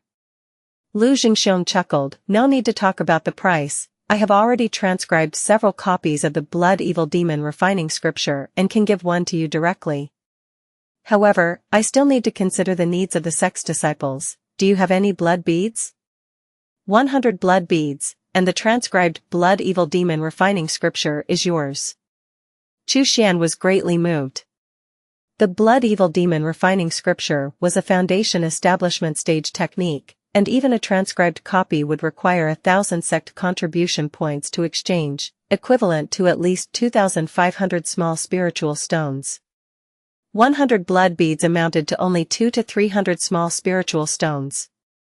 Lu Jingxiong had deeply discounted the price of the technique, almost giving it away. However, even with 100 blood beads, Xian did not immediately produce them. He possessed them, but showing his hand too readily was unwise. After all, one must always guard against revealing too much, as human intentions can be hard to predict. Xian looked troubled. Uncle Master, I only have just over 50 blood beads, can I make up the rest with spiritual stones? Lu Jingxiong waved his hand, 50 is also fine, I don't really need them. They're mainly for the cultivation use of qi refining stage disciples. Xian nodded and handed over the items. Lu Jingxiong took out the transcribed Blood Evil Demon Refining Scripture and handed it to Xian.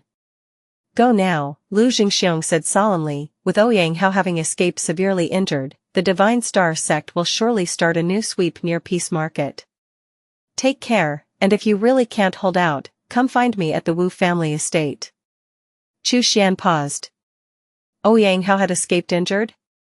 The man's body was lying quietly in his storage bag. Xian didn't correct him but simply nodded. Then, the two parted ways. At the Wu family estate, Lu Jingxiong removed his disguise, his expression wistful. Such a promising young cultivator, yet he couldn't keep him close for guidance.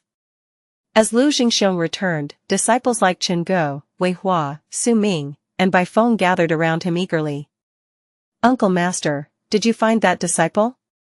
Su Ming asked hastily. Lu Jingxiong smiled, I did. Who is it? Everyone asked curiously. Lu Jingxiong glanced oddly at Su Ming, you know him. Su Ming was taken aback, I do? Chen Go, Wei Hua, Bai Feng, and the others were puzzled. Lu Jingxiong laughed heartily, I won't keep you in suspense any longer, it's Xian. He's now reached the 8th level of qi refining. Upon hearing this, Su Ming's eyes widened, and he was speechless for a long time. He had been training harder than ever, still struggling just to reach the 6th level of qi refining. And Xian, whom he had considered of mediocre talent, had reached the 8th level? Impossible. Chen Go, Wei Hua, Bai Feng, and the others were also stunned. They couldn't fathom how Xian's cultivation could have advanced so dramatically. The infinite sect had fallen less than a year ago, and yet Xian had soared to the 8th level of qi refining? Suddenly, Chen Ge recalled something and hesitantly said, last time we saw those 3 dead Divine Star sect disciples, could it have been senior brother Chu who killed them? Lu Jingxiong raised an eyebrow, that's very possible. With the capabilities of the 8th level of qi refining, he could have swiftly eliminated those 3 if he caught them off guard. Chen Ge exclaimed with joy, Su Ming, it's like senior brother Chu saved our lives. See the novel_fire.at website on Google to access chapters of novels early and in the highest quality. Su Ming's face darkened. He had always believed that with hard work, he could surpass Xian. Hence, he hadn't regarded Xian as very formidable. Now reality had slapped him hard. Xian was not only formidable, but he had far surpassed him. Wei Hua, Bai Feng, and the others expressed their envy. Senior brother Chu must have had some incredible fortune to advance so rapidly. We're really envious of him. Lu Jingxiong pulled out a storage ring. here are 50 blood beads, you guys split them evenly. This is also a resource that Xuan brought, he added. Qin Ge and the others excitedly accepted the blood beads. You don't want any? Wei Hua asked Suming curiously. Suming looked at the bright red blood beads, feeling a lump in his throat. If you don't want them, we'll just divide them up, and each of us will get one more, Qin Ge chuckled mischievously. I'll take them, Suming said through gritted teeth, snatching the blood beads. Lu Zhenxiong remained noncommittal towards Suming's demeanor. It was normal for there to be minor friction among disciples, and he had no desire to waste time on such trivial matters. Ouyang Hao was injured and repelled by Xuan. Once again, the Divine Star sect will undoubtedly conduct a thorough investigation of the peace market and its vicinity. During this period, you all must hide well. Without my orders, stay in the secret chambers and do not come out, Lu Zhenxiong commanded sternly. Yes, the disciples nodded in agreement. 10 days later. As expected, cultivators from the Divine Star sect arrived at the peace market to investigate Ouyang Hao's whereabouts. The group was notably large, including 3 foundation establishment stage elders and more than 10 qi refining stage disciples. These cultivators turned peace market and the surrounding area upside down. Even the local cultivators dared not venture onto the streets, fearing the wrath of the Divine Star sect cultivators. The investigation continued for 3 days. Even Wu Ting, a foundation establishment stage cultivator from the Wu family, was brought in for questioning. However, despite their efforts, they discovered little substance and left in a huff. Wu Ting returned to the Wu family estate and immediately sought out Lu Zhenxiong. Lu Zhenxiong was puzzled.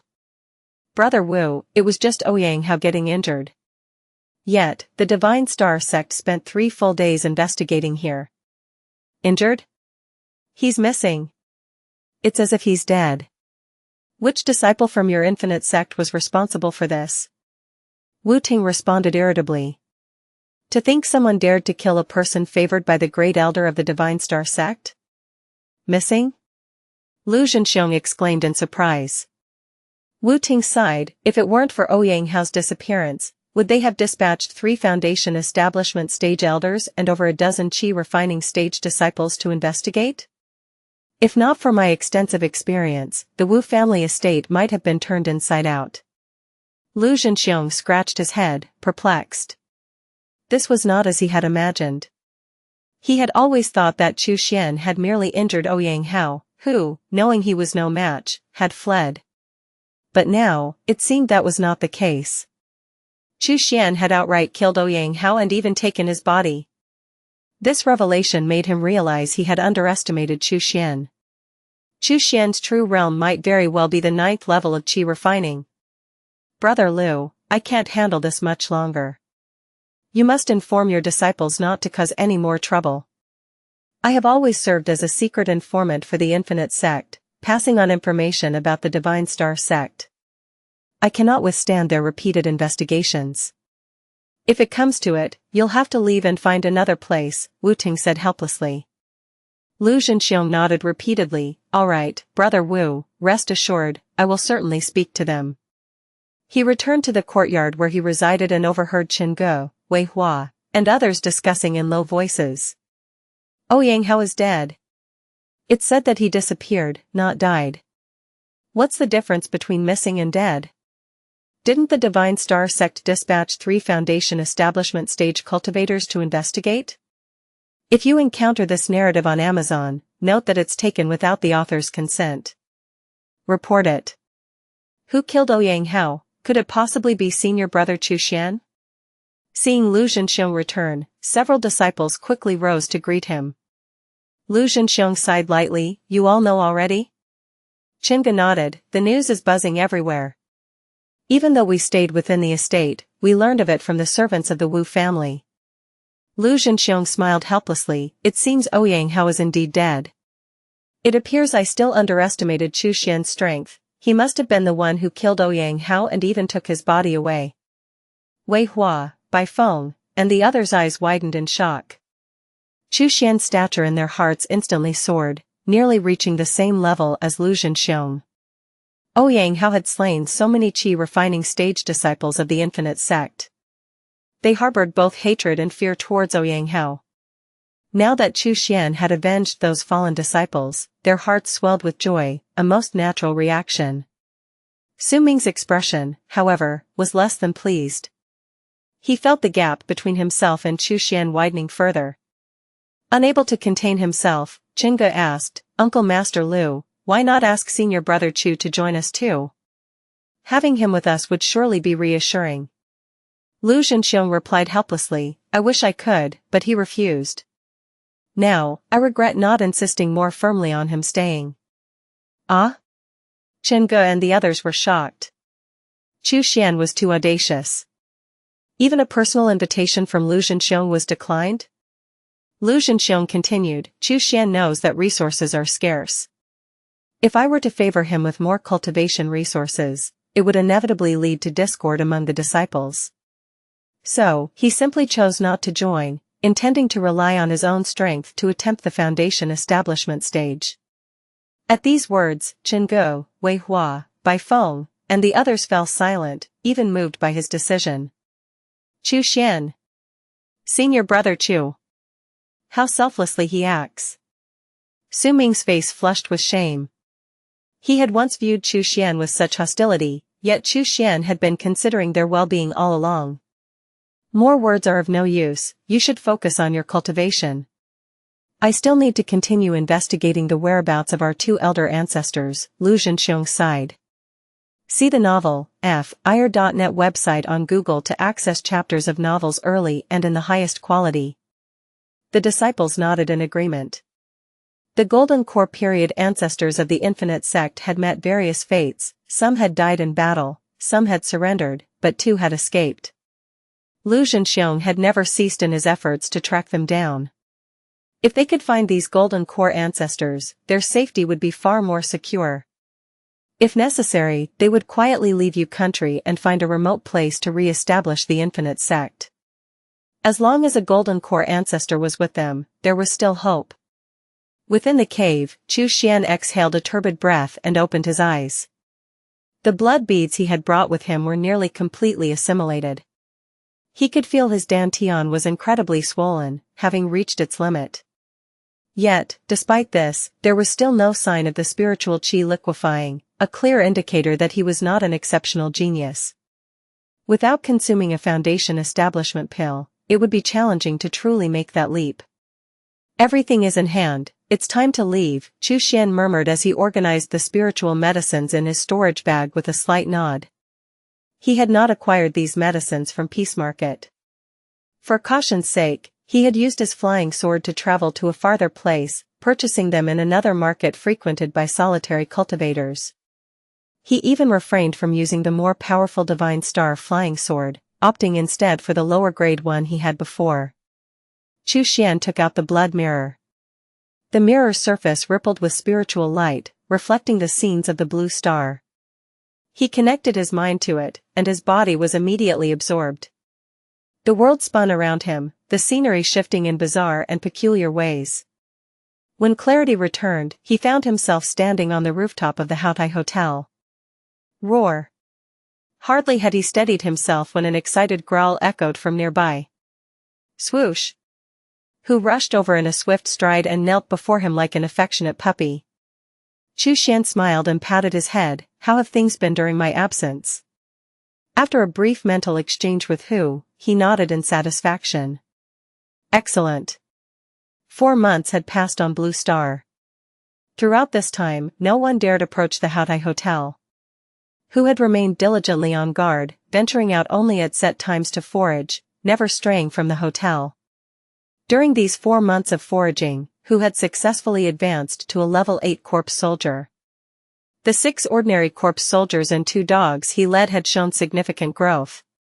The medicinal garden behind the hotel thrived, and the various spiritual plants flourished. Some of the plants could already be used in medicine, provided the age requirement was not too strict. Of course, Chu Xian's primary focus was still on the life soul flower. He approached the Wolf King, who was on the brink of death, its body emaciated. Yet, because who fed it a piece of zombie flesh daily, it clung to life. Not bad, it's about to bloom. Xuan expressed his delight. A day later, Xuan was deep in spell cultivation when he suddenly smelled an intoxicating fragrance. This aroma could nearly bewitch all living beings on Earth, not through physical effect but by enchanting the soul itself. Xuan's face brightened with delight, and he quickly used his spiritual qi to block his nose and mouth, turning his gaze towards the Wolf King. As expected, the previously budding life-soul flower had now burst into full bloom. The Wolf King, who had been barely clinging to life for over 4 months, died at that moment. Its soul and vitality were completely usurped by the plant growing from its body. The life-soul flower was unremarkable in appearance. It lacked large petals and looked no different from many common wildflowers. Were it not for its soul-entrancing fragrance, it would likely be indistinguishable from any wildflower. 1, 2, 3, 6 petals. Xuan counted carefully 3 times, astonished. A life-soul flower usually grew at least 2 petals, but it was rare to see more than 4. Even during the zenith of the Infinite Sect, when they cultivated these flowers in large numbers, they usually had around 4 petals. His luck was extraordinary to have cultivated a 6-petaled life-soul flower. It's likely related to the virtue accumulated through my actions, Xuan mused. Indeed, having virtue was beneficial. Such fortuitous occurrences could be influenced by the intangible virtue one possessed. Xuan carefully took out a small jade scissors, meticulously snipping the life-soul flower at the stem and storing it in a jade box. With this, a great weight was lifted from his heart. The life-soul flower is a foundation establishment stage of spiritual medicine. This single flower, with its 6 petals, could be processed into the elixir for 3 foundation establishment blood pills. For many qi refining stage solitary cultivators of mediocre talent, this flower represented a stepping stone to the foundation establishment stage, an opportunity no one would want to miss. Even during the peak times of the Infinite Sect, when life-soul flowers were cultivated in large quantities, their price remained exorbitantly high. If placed in the current market of peace market, this life-soul flower could likely fetch tens of thousands of small spiritual stones. Having secured the most important ingredient, Xuan quickly began processing the auxiliary materials. Some spiritual medicines needed to be dried to remove all moisture. Others had to be crushed into powder to maximize their effect. For some, the stems and outer shells were unusable, and only the extracted juices could be utilized. Xuan had these steps memorized by heart. In less than an hour, he had all the auxiliary materials prepared. Finally, with solemnity, he took a pill furnace out from his storage bag. This furnace is called the 100 Herbs Furnace, which he had purchased from another market town. The 100 Herbs Furnace is merely a mid-grade magic tool. Typically, mid-grade magic tools are not very expensive, costing around 200 small spiritual stones. However, the crafting of a pill furnace differs entirely from that of ordinary magic tools, thus demanding a higher price. This 100 Herbs Furnace had cost him nearly 400 small spiritual stones. Begin pill concoction. Xuan rubbed his fingers together, ignited the spiritual wood with flames, and heated the furnace. For his first attempt at pill concoction, he did not start with the foundation establishment blood pill but chose a qi refining stage pill to practice with. Unlawfully taken from Royal Road, this story should be reported if seen on Amazon. Rejuvenation pill. Consuming this pill accelerates wound healing and is useful in many situations. At the foundation establishment stage, cultivators could take the greater rejuvenation pill, which has an even better healing effect. However, many foundation establishment cultivators find the greater rejuvenation pill too expensive and prefer to use the rejuvenation pill for healing. Practicing with the rejuvenation pill was most fitting for Xuan. Once the 100 Herbs Furnace was sufficiently heated, he placed the 3 types of spiritual medicines required for the rejuvenation pill inside. Midway through the process, the flame suddenly diminished, causing the pill liquid to solidify prematurely. Although Xuan tried his best to salvage it, the pill liquid ultimately solidified into an awkward lump. Such a semi-finished product had weak medicinal strength and was rich in pill toxins. Xuan didn't mind, it was his first attempt at a pill concoction, and failure was inevitable. He cleaned the furnace and restarted the process. The second furnace still ended in failure. But then the third and fourth attempts. Xuan's speed and skill in producing rejuvenation pills improved with each attempt. Another cultivator might have felt frustrated and given up after one or two failures, but Xuan was well prepared mentally. He had prepared materials for 40 batches of rejuvenation pills. By the sixth furnace, Xuan's eyes lit up. Success! Although the rejuvenation pills were somewhat uneven and not aesthetically pleasing, they were clearly successful. A flash of insight sparked in Xuan's mind. He immediately grasped that fleeting insight and eagerly continued his pill concoction. The seventh, eighth, and ninth furnaces, all were successful. The rejuvenation pills produced were smooth, plump, and bright red, emitting a refreshing fragrance. They were nearly indistinguishable from the rejuvenation pills made within the Infinite Sect, perhaps even surpassing them. Xuan was immensely pleased. The insight that had flashed through his mind was his profound understanding of the process of making rejuvenation pills. I never expected that after concocting just 6 furnaces of rejuvenation pills, I would attain such a profound understanding. Am I now truly a bona fide alchemist? Xuan's face broke into a gratified smile. This was clearly another benefit brought about by the accrual of merit. He did not pause, instead beginning to experiment with a new type of pill. This time, he attempted the featherlight pill. After consuming this pill, one feels as light as a swallow, whether in pursuit or in flight. The effect is remarkably good. The speed of concocting the featherlight pill was faster than Xuan had anticipated. Only one furnace failed, the second batch was a resounding success. Following this, Xuan continuously tested several types of qi refining stage pills. 2 days later, Xuan had achieved a 90% success rate in the pill concoction. This was a staggeringly high figure. Many foundation establishment stage cultivators might not achieve this. But Xuan, through his relentless effort and that slight, almost negligible accrual of merit, had done it. Without a moment's rest, he rubbed his hands together, eager to leverage the momentum from concocting qi refining stage pills to succeed in producing the Foundation Establishment Blood Pill in one fell swoop. Foundation Establishment Blood Pill. Begin concoction. Xuan maintained his composure. Because the materials for the Foundation Establishment Blood Pill were limited to 3 portions. If he failed 3 times, he would have to resort to using the Foundation Establishment Pill from Xianxia for his Foundation Establishment, which carried a much lower chance of success. The first furnace. During the mid-phase of the concoction, the flames began to die down, and Xuan added more spiritual wood. However, the flames suddenly flared up.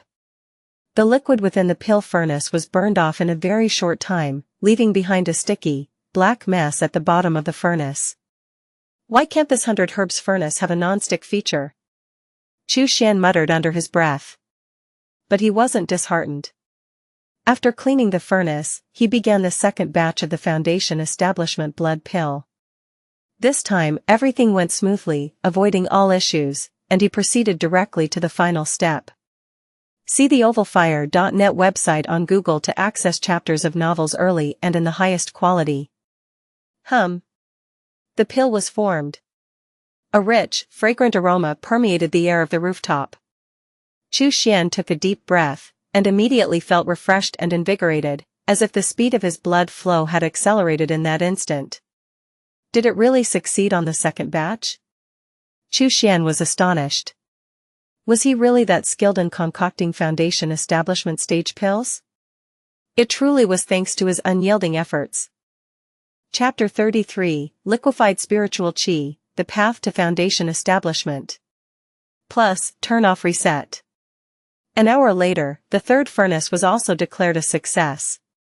Thus, Xuan refined 2 Foundation Establishment Blood Pills, adding on the 1 Foundation Establishment Pill he had obtained from Xianxia's storage bag. He now had 3 chances to challenge the Foundation Establishment stage. One foundation establishment pill can approximately increase the success rate of reaching the foundation establishment stage by about 30%. With 3 chances, I am certain to succeed. Xuan was exceedingly solemn. The path to foundation establishment is the first threshold that all qi refining stage cultivators must overcome since embarking on the path of cultivation. Yet, of all qi refining stage cultivators, at least 80% are barred at this threshold. If foundation establishment pills were plentiful, Xuan felt, the number of cultivators advancing to the foundation establishment stage could well be 70 to 80%. But the path of cultivation is so merciless. Resources are scarce, yet the number of cultivators pursuing immortality is ever increasing. If you advance, then I cannot. It is for this reason that demonic Tao cultivators have come into being. Xuan shook his head, casting these miscellaneous thoughts out of his mind. He handed over Ouyang Hao's corpse to the likes of Long, Hu, Bao, and other corpse puppets for consumption, and instructed them to diligently guard the Haotai Hotel. The flesh and blood of a qi refining 8th layer cultivator is a great nourishment for them. After consuming it, they should all be able to advance by about 1 level. Perhaps some wonder why not turn him into a corpse puppet. Because the condition for refining the puppet must be that he is alive. He then began to adjust his body and mind. Having continuously refined pills for several days, he felt mentally exhausted. In such a state, challenging the foundation establishment stage was clearly not an optimal choice. He would adjust everything to the best condition before attempting the breakthrough. 3 days later, Xuan opened his eyes, his spirit tremendously revitalized. He took out a foundation establishment pill and swallowed it in 1 gulp. Buzz! Under the guidance of his will, the power of the medicine surged like a great river, violently coursing through his limbs and bones. Round after round, the medicinal power swiftly transformed into spiritual qi. The medicinal power contained in foundation establishment stage pills was far more formidable than that of the qi refining stage. The moment he took the pill, Xuan even felt as if his entire body was on the verge of bursting. After running more than a dozen great heavenly circuits, the newly born spiritual qi, under his guidance, rushed straight towards his sea of qi. Buzz, buzz, buzz. Within the sea of qi, the spiritual qi had already expanded to its limit. Now, with a massive influx of spiritual qi, an intense sensation of swelling and pain emerged immediately. This was precisely the function of the foundation establishment pill. Pouring a substantial amount of spiritual qi into an already brimming sea of qi in one go, forcing the gaseous spiritual qi to liquefy. However, anyone familiar with physics knows that to liquefy a relatively inert gas requires immense pressure. If it doesn't succeed at once, it must be attempted again and again, until the medicinal power of the foundation establishment pill is entirely depleted. If the spiritual qi still cannot be liquefied, then more external medicinal power is required, meaning a second foundation establishment pill. This novel's true home is a different platform. Support the author by finding it there. Thus, the process is fraught with hardship. This is also the reason why many cultivators are unable to surpass this threshold. Xuan sat in meditation, repeatedly driving spiritual qi into his sea of qi. Failure, failure, failure. Initially, he could still feel intense pain. But as time passed, the pain gradually numbed. He seemed to be mechanically compressing the spiritual qi. 5 days later, at one moment, he suddenly felt his body loosen. The external pressure had vanished. Xuan examined his own body. It wasn't that the spiritual qi had been liquefied. Rather, the medicinal power of the foundation establishment pill had been exhausted. Xuan was not surprised. Instead, he picked up a foundation establishment blood pill between his fingers, slapped it into his mouth, and continued to compress the spiritual qi. Another 5 days passed. Just like before, the medicinal power was depleted again. Xuan did not hesitate, he immediately consumed the second foundation establishment blood pill. He was neither disappointed nor discouraged. On the contrary, he was eager to try again. For some reason, perhaps it was the destiny ordained by the cosmos, or maybe it was merely a premonition. He always felt, this time, it would surely succeed.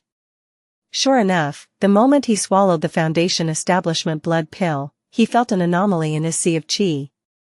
The formidable spiritual qi repeatedly collided and compressed.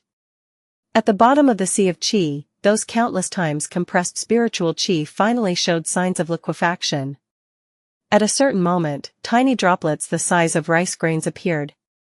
Drip. The droplet fell to the bottom of the sea of qi. Its emergence seemed to trigger a chain reaction.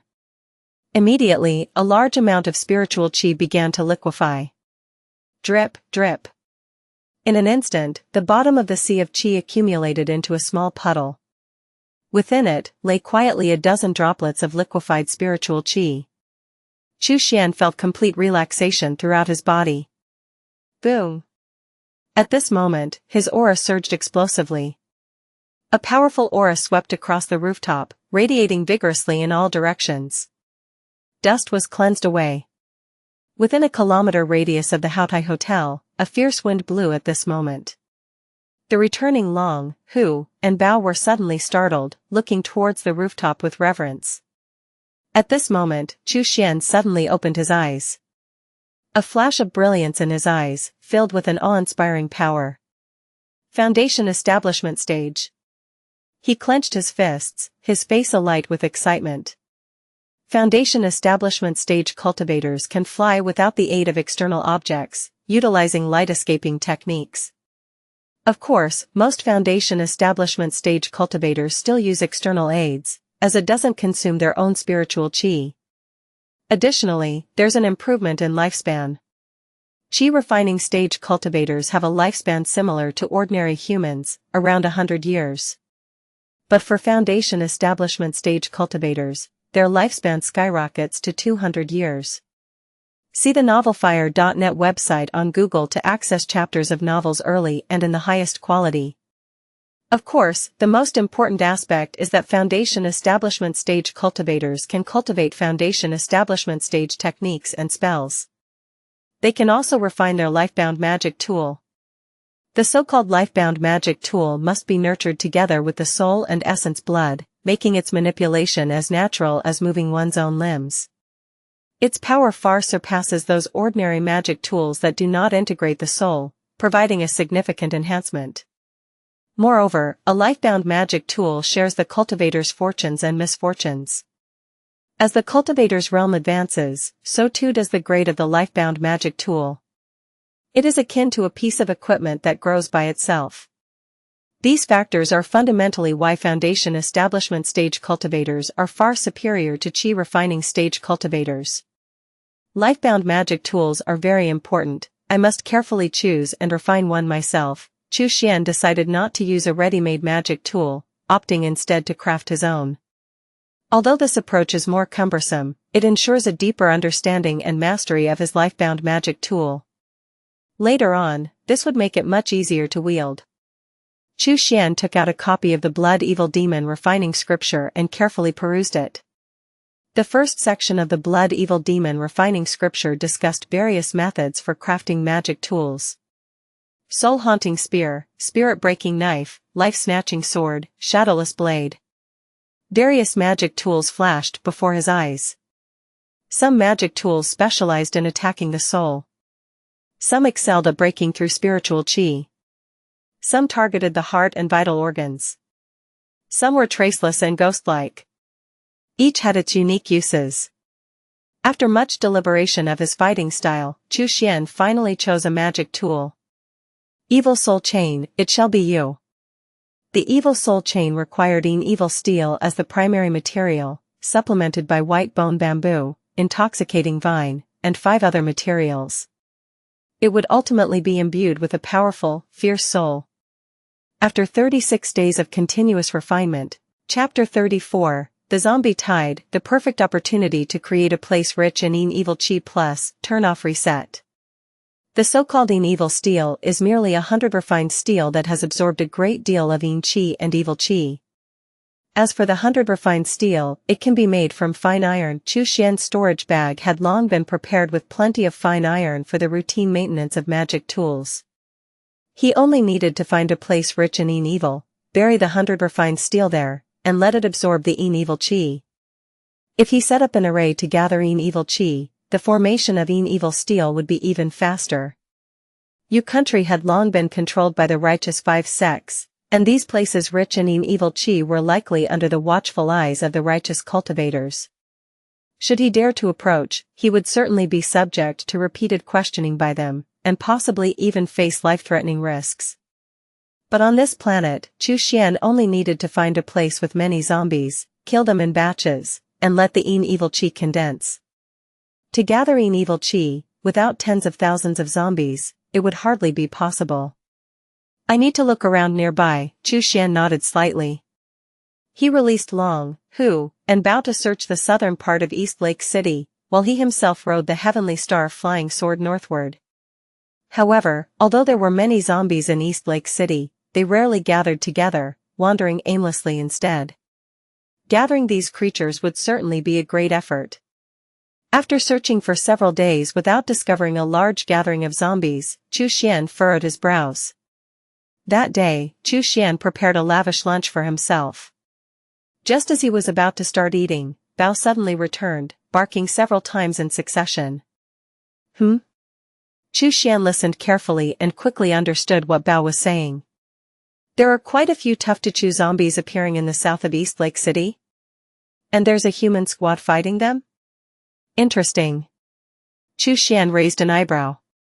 Tough-to-chew zombies likely referred to higher-level zombies. After all, for Long, Hu, Bao, and the others, the zombies here were just food. The higher the level of the zombie, the tastier they found them. A large appearance of high-level zombies could be a sign of something. A light bulb went off in Xuan's mind. In various zombie-themed works he had seen before, they often mentioned something called a zombie tide. The causes of zombie tides were bizarre and varied. It might be due to a single zombie hearing something, or chasing a living person, thereby leading a group of zombies to move together. Zombies along the way, hearing the noise, would also join the group. Thus, like a rolling snowball, this would lead to the group growing larger and larger, eventually forming a terrifying zombie tide. Everywhere it passed, all living things would be obliterated. This wave-like swarm of zombies was particularly terrifying for human survivors.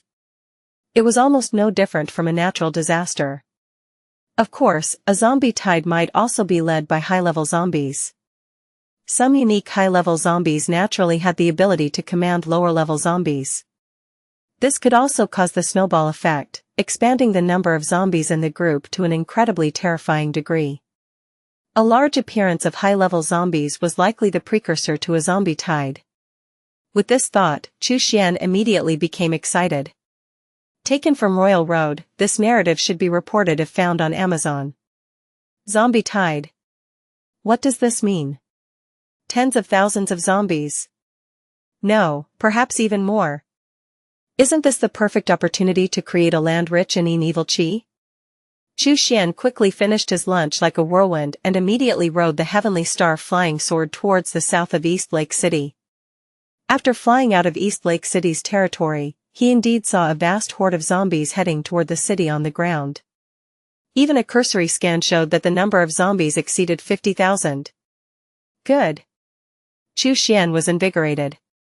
He didn't pause, he immediately returned to the Houtai Hotel to start preparing the formation. He needed to have the formation ready before the horde arrived. He couldn't miss this great opportunity. Black Blade Security Company. A van carrying several exhausted individuals returned to their base. Wang Gangjian, Wang Yong, and Tang Jinchuan jumped down. Song Dai came quickly and asked in a low voice, "How did it go?" Wang Yong held up a hand, lowering his voice, exactly 5 first-level zombies. Song Dai gasped. "Brother, we should retreat." The appearance of 5 first-level zombies at once is definitely a sign of a zombie tide. Wang Yong looked at Wang Gangjian, unable to resist saying. Tang Jinchuan nodded repeatedly, "I agree." Wang Gangjian sighed deeply, "What use is my being a second-level superhuman, if in the end, I still have to abandon the place where I grew up and leave my hometown? Wang Yong sighed, brother, your promotion to second-level superhuman is great, but there's nothing we can do about a zombie tide. Under a zombie tide, how can there be any survivors? Even if you were a third-level superhuman, you wouldn't survive. Tang Jinchuan nodded, I agree. Wang Gangjian waved his hand, give the orders, let everyone pack up and prepare to evacuate East Lake City. Tang and I will carve out a route. Xiao Yong, you go south to scout and see if there really is a zombie tide. Dai, pick a few brothers who can fix cars, look around nearby, and see if there are any more vehicles that can carry people. Our vehicles definitely won't be enough to take everyone. Wang Yong, Tang Jinchuan, and Song Dai all nodded seriously and immediately got to work. Search the novelfire.net website on Google to access chapters of novels early and in the highest quality. Under the management of Wang Gangjian and his team, the several hundred people of Black Blade Security Company were well disciplined. In 2 days, personnel and supplies were ready. However, the vehicles they found capable of running were still very limited. Even if each vehicle was packed to the brim, they could only fit about 100 people. At this moment, Wang Gangjian and his 3 companions gathered in the hall, with a map of East Lake City spread out in front of them. Wang Gangjian spoke solemnly, everyone, the zombie tide is indeed coming, and we probably have about 4 days. But we still lack vehicles, not enough to take everyone away. The only solution now is to look for trucks, buses, and other large vehicles. Wang Gangjian stretched out his finger and circled several spots on the map. These places, which include the bus company and large factories, may have undamaged trucks and vans. Our top priority is to secure these vehicles. He looked at the 3 men, pick a location each. None of the 3 complained and each went to a different site. They did not, because they were superhumans, hold themselves above others or regard the lives of ordinary people as mere dust. There was a time when they too were at the bottom of society. Having been rained on themselves, they now sought to provide shelter for others. East Lake City Bus Company. Tang Jinchuan, along with 3 strong men, drove to this location. The van stopped. Tang Jinchuan squeezed out of the van door with some difficulty before getting down. One of the men behind him chuckled, Bro Tang, you're so fat, it might affect our escape. If there are high-level zombies here, you definitely won't run as fast as us.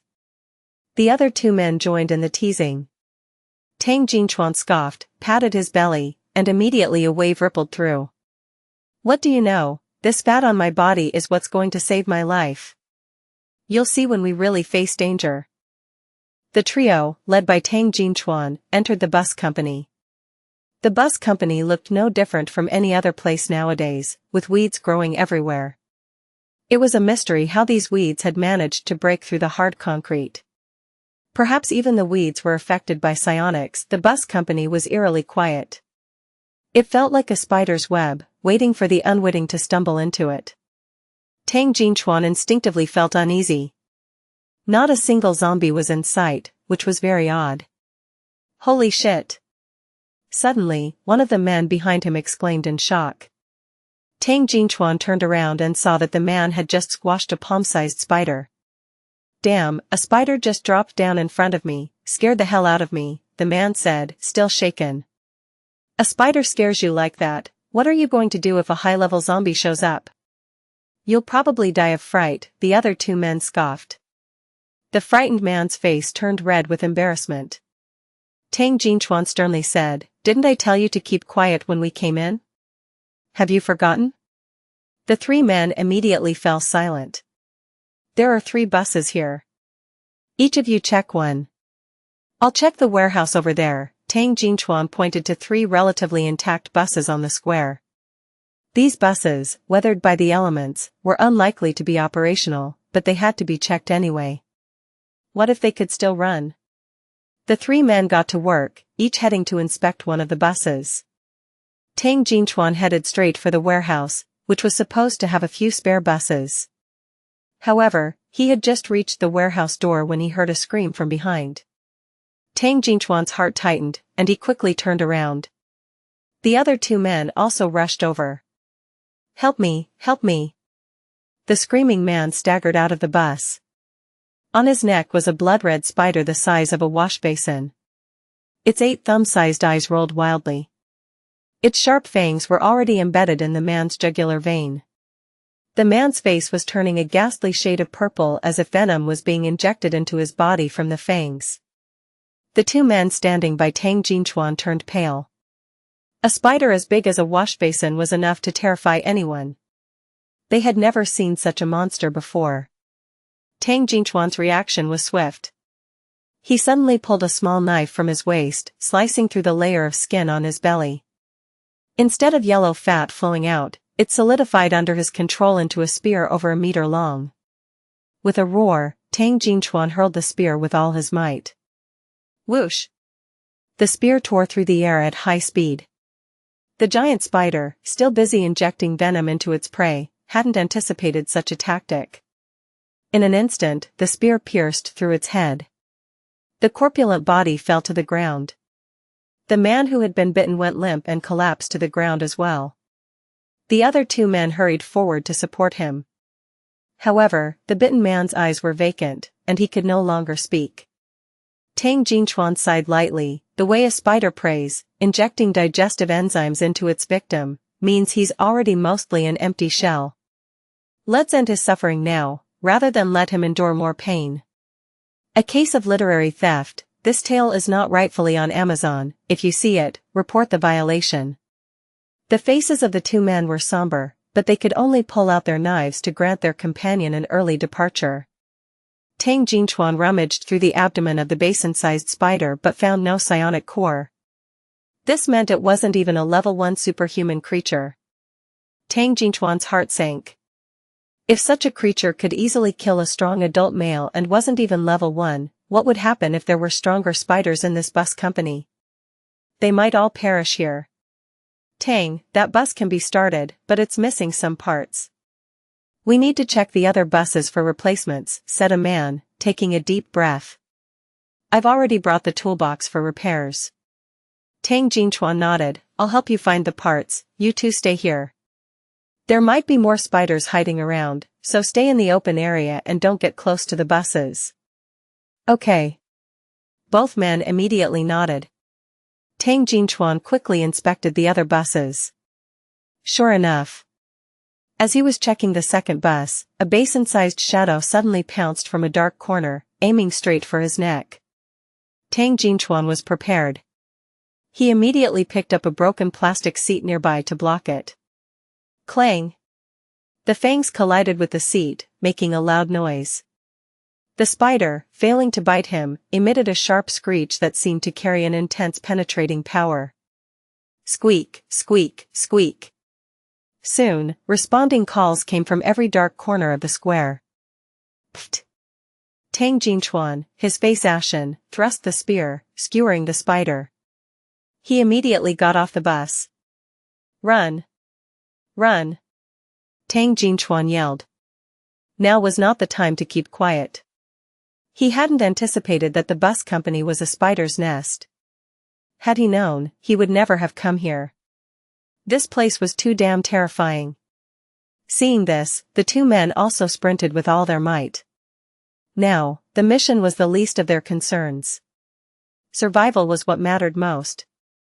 The next moment, palm-sized spiders surged out from every dark corner like a tidal wave, among them a multitude of basin-sized blood-red spiders.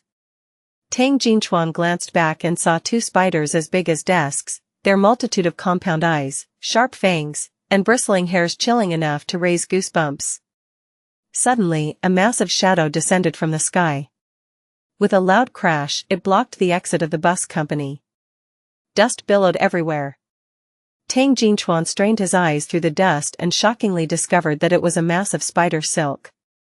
He quickly turned around and saw strands of spider silk as thick as an adult's thigh stretching from the warehouse of the bus company. It wasn't hard to guess that this large bundle of spider silk had been violently flung from the warehouse, smashing into the door. Tang Jinchuan immediately used his fat to conjure a spear and hurled it towards the web of silk. Clang! The spear collided with the spider silk, emitting a sound like metal striking metal.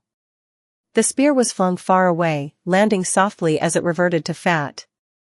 Undeterred, Tang Jinchuan continuously converted his fat into weapons like a greatsword and a battle axe, attempting to sever the silk. However, after expending 2/3 of his fat reserves and bleeding from his palms, the spider silk remained unscathed, showing no signs of damage. These spider silks are incredibly tough. It must be the Spider Queen. Tang Jinchuan exclaimed in fear. The silk was harder than metal chains, it had to be the Spider Queen. He even felt a bit of relief. The warehouse was clearly the Spider Queen's lair. It was fortunate he hadn't approached it earlier, otherwise, he would have likely been killed instantly. Just then, another huge spider web shot out from the warehouse, enveloping the three men completely. The web covered a vast area, leaving Tang Jinchuan with no chance to escape. Thump! The web instantly stuck to the three men. The more they struggled, the more securely they were bound. Damn it, we're done. Tang Jinchuan felt a surge of despair. Suddenly, a sword's hum echoed through the sky. Tang Jinchuan focused his eyes and saw a figure standing on a flying sword, hovering in midair. His eyes widened in disbelief. See the Nelfire.net website on Google to access chapters of novels early and in the highest quality. What? A sword immortal? Chapter 36, The Evil Soul Snatching Array Plus, Turn Off Reset. In Tang Jinchuan's view, the figure in the air was clothed flowing freely, riding the wind as if stepping on nothing. His gaze was like a flash of lightning, seemingly ready to unleash a sword's shadow at any moment. The other two men also saw the figure in midair and were too shocked to speak. They couldn't fathom how, in a world overrun by zombies, such an out-of-place character could suddenly appear. But upon reflection, given that a zombie apocalypse had erupted, the emergence of a sword immortal didn't seem too outlandishly fantastical. Xuan stood on his heavenly star flying sword, looking downward. With a single slash in midair, a streak of blood shot forth. With a whoosh, the web of spider silk was easily sliced through as if it were fragile paper. The streak of blood returned to his palm, it was the blood steel wire. Having easily cut through the spider silk, Xuan was somewhat surprised himself. The toughness of the silk was much greater than he had anticipated. Such resilient silk could perhaps be used as a material for crafting magical instruments. This scene caught Tang Jinchuan's eye, and his jaw dropped in astonishment. Holy crap! I exerted all my strength, used up 2/3 of my body's fat, and couldn't even make a dent in the spider silk. And this person severed it in an instant? Who exactly is this person? Xuan acted again. The blood steel wire, like a streak of scarlet lightning, flashed through the air. Thump, thump, thump. Wherever it passed, dozens of spider silk strands were instantaneously sliced in half. The Spider Queen inside the warehouse immediately let out an angry screech. Spiders of all sizes surged from all directions like a tide. Xuan smiled faintly. These little creatures, they think they can harm me? With a simple gesture, Long, Hu, Bao, and other undead covered with a layer of hard bone armor, suddenly appeared. At Xuan's command, they charged into the swarm of spiders like tigers into a flock of sheep. Each undead was like a tank plowing relentlessly forward. Everywhere they went, spiders were blasted apart, torn open, leaving behind only limbs and broken bodies. Xuan walked towards the warehouse as if strolling leisurely through a garden. All spiders in his path were obliterated by the undead, torn apart in an instant. It seemed as though nothing in this world could stop his advance. Good heavens, he can actually control zombies. The two men were dumbstruck, unable to believe what they were witnessing. Such power, such composure, it was truly the bearing of a king. Tang Jinchuan's face was a picture of shock, his mouth hung open for a long while, unable to close. Snap. Xuan moved unhurriedly, arriving at the front of the warehouse. With his hands clasped behind his back, he stood quietly. Long and Hu, having just obliterated a nearby spider, stamped the ground and quickly positioned themselves in front of Xuan. They then launched powerful punches towards the sturdy warehouse door. The author's tale has been misappropriated. Report any instances of this story on Amazon. Bang, bang, bang. Their fists fell like raindrops. The steel door, battered by the force, began to deform quickly. After 3 seconds, it could no longer withstand the pressure and burst open. Sunlight streamed in, revealing the interior of the warehouse to everyone. Inside was a world of white. The walls, ceiling, floor, and even the buses were covered with thick, tough spider silk. At the center of the warehouse was a massive cocoon, housing an enormous, plump spider the size of a small room. Its sharp fangs were longer than short knives. Even now, it continued to produce spider eggs non-stop. For some reason, these eggs were hatching at an alarmingly fast rate. One after another, palm-sized white spiders rapidly emerged from their shells and surged towards Xuan. Clueless creatures, Xuan uttered dismissively. The silk produced by this mutated spider queen was excellent, arguably the finest a chi refining stage cultivator could encounter. But that was all it was, merely excellent. Since it was so cluelessly determined to fight to the death, Xuan was ready to fulfill its wish. He would send it to its end. Xuan extended his right hand, letting it hang down calmly. In his palm, a cluster of green, mournful flames began to gather. These flames seemed capable of scorching the soul itself. Tang Jinchuan and his companions watched from a distance, feeling a chill in their hearts. He can also control fire? Tang Jinchuan was astounded. Initially, he had guessed that this person's talent was controlling zombies. But now, he discovered that this individual could also control fire. Could one person have 2 talents?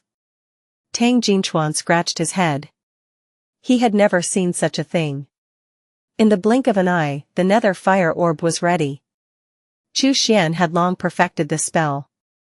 From the beginning of accumulation to full formation, the time had been compressed to a single breath, a matter of 3 to 4 seconds. Xuan's expression remained indifferent as he hurled the nether fire orb forward. Long, Hu, Bao, and the other undead hastily cleared the path. As the nether fire orb made contact, it burned fiercely, never ceasing its flames. The creatures wisely did not wish to come into contact with this ghostly fire. The Spider Queen's 8 compound eyes suddenly shrank, sensing the terror of the green fireball. It screeched in alarm, causing a large number of spiders to abandon their attack and desperately throw themselves at the nether fire orb. See the nelfire.net website on Google to access chapters of novels early and in the highest quality. However, the fire orb rolled forward like a boulder, crushing all living beings that dared to obstruct its path. The approaching spiders were instantly turned to ashes by the green flames, and the power of the nether fire orb showed no signs of diminishing. Closer and closer it came. In a final effort, the Spider Queen let out a piercing screech that resonated through the air. Despite being at least 30 meters away from the warehouse, Tang Jinchuan and the others felt as if their heads were being struck by a massive hammer. The 2 men with him passed out instantly, and Tang Jinchuan nearly lost consciousness himself, seeing stars before his eyes. Just before blacking out completely, he saw the Spider Queen's plump body engulfed by the green flames. Then he knew no more. Xuan stood inside the warehouse, firmly planting a banner into the ground, completing the setup. The array he was assembling was called the Evil Soul Snatching Array, which included the Chi Gathering Array, the Evil Chi Array, and the Soul Snatching Array, among several smaller arrays. This array would cover an unprecedentedly large area, requiring a total of 360 banners for its formation. The East Lake City Bus Company was one of these 360 anchor points. He had not expected that his visit would also inadvertently reveal a level 3 mutated Spider Queen. These 3 psionic cores, you 3 divide them among yourselves. Xuan casually tossed the cores to Long, Hu, and Bao. Hu swiftly swallowed a core and then scurried up to Xuan with something in hand. Xuan looked down to see a strand of spider silk, unusually resilient. Touching it, he felt a cool sensation. Hu gestured animatedly. Xuan nodded. Did you dig this out of the fire? Interesting, to find spider silk that can withstand nether fire. Well done, this blood pearl is yours. He flicked a blood pearl to Hu as a reward, which Hu excitedly accepted and began to absorb on the side. Xuan pocketed the spider silk. This cool, fire-resistant silk was perfect as one of the materials for crafting the evil soul chain. While the main material, evil steel, was fixed, the other 6 auxiliary materials could vary. Let's move on to the next anchor point, Xuan said as he gathered Long, Hu, Bao, and the others, swiftly heading to the next location. Including this one, he had now planted 300 of the 360 banners. With the zombie tide nearing East Lake City, there was no time to waste. More than an hour later, Tang Jinchuan and his 2 companions slowly regained consciousness. Upon waking, their heads throbbed with unbearable pain, as if a giant elephant had trampled over them repeatedly. The 2 men remained frightened, vigilantly scanning their surroundings. Tang Jinchuan, mustering the last remnants of his strength, formed a shield from his dwindling fat reserves and cautiously approached the warehouse. However, inside the warehouse, there was nothing left. The bloated body of the mutated spider queen had vanished without a trace. The spider webs that had once blanketed the warehouse were now completely incinerated, leaving only a few strands in the corners. Had Tang Jinchuan not seen these remnants, he might have doubted whether the mutated spider queen had ever existed. He could not see the array flags that Xuan had planted. Xuan, to ensure security, had concealed all the flags with an illusion array, making them invisible to those with weak psionic abilities. The 2 men supported each other as they staggered over to Tang Jinchuan. Observing the now empty warehouse, they couldn't help but feel amazed. "Bro Tang, seems we benefited from that great man's actions," one of them murmured. "Yeah, if it weren't for him taking out that mutated spider queen, we'd be dead by now. It looks like all the spiders here are gone, we can safely check the buses now," the other added softly. Rejuvenated by this realization, Tang Jinchuan said, "Right. Let's make the most of our time. We'll report everything that happened here to the boss once we get back." Their luck was good. 3 of the buses in the warehouse were largely intact and operational. 2 others were slightly damaged but could still be driven after some repairs. Moreover, they found a significant amount of gasoline and diesel in the warehouse, which could serve as fuel for their evacuation. 5 buses, and only 3 of us to drive them, Tang Jinchuan declared, waving his hand. "Let's head back to the company immediately and get some help." By dusk, they returned to Black Blade Security Company. In the main hall, Wang Gangjian, Wang Yong, and Song Dai looked utterly dejected. Tang Jinchuan entered with a joyful expression, but his face fell when he saw them, especially upon noticing that Song Dai was missing an arm. "What happened? Things didn't go well?" Tang Jinchuan asked. Wang Yong managed a bitter smile. "My trip to the factory went smoothly enough, but I only found 1 large truck that was still operational." "Song, you." Song Dai, still pale, spoke softly, "I encountered 2 high-level zombies.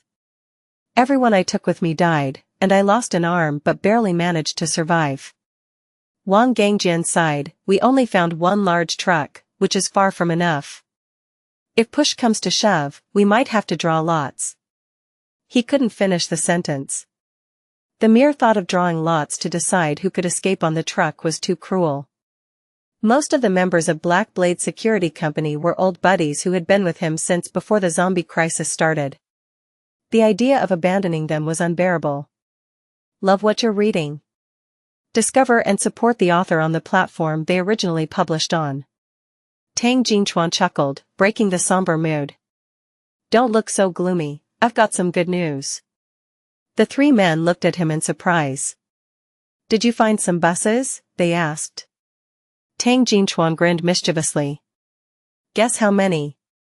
Wang Yong thought for a moment and held up 2 fingers. 2? Tang Jinchuan shook his head. Song Dai held up 3 fingers. 3? Again, Tang Jinchuan shook his head. Wang Gangjian frowned. "Don't tell me there's only 1? How would that be good news?"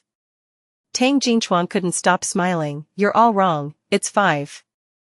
Wang Gangjian and the others were stunned, then their eyes lit up with elation. 5 buses. If they packed them a bit more, they could surely fit everyone. There might even be enough room left over to load some extra supplies. Tang. You better not be joking. Wang Gangjian said excitedly.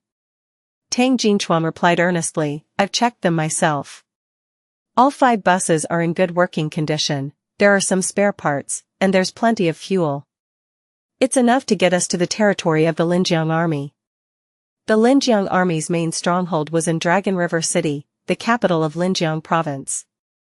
Although the direct distance from East Lake City to Longjiang City was only about 500 kilometers, the actual journey could be fraught with various unforeseen dangers, and the road traveled would definitely exceed 500 kilometers.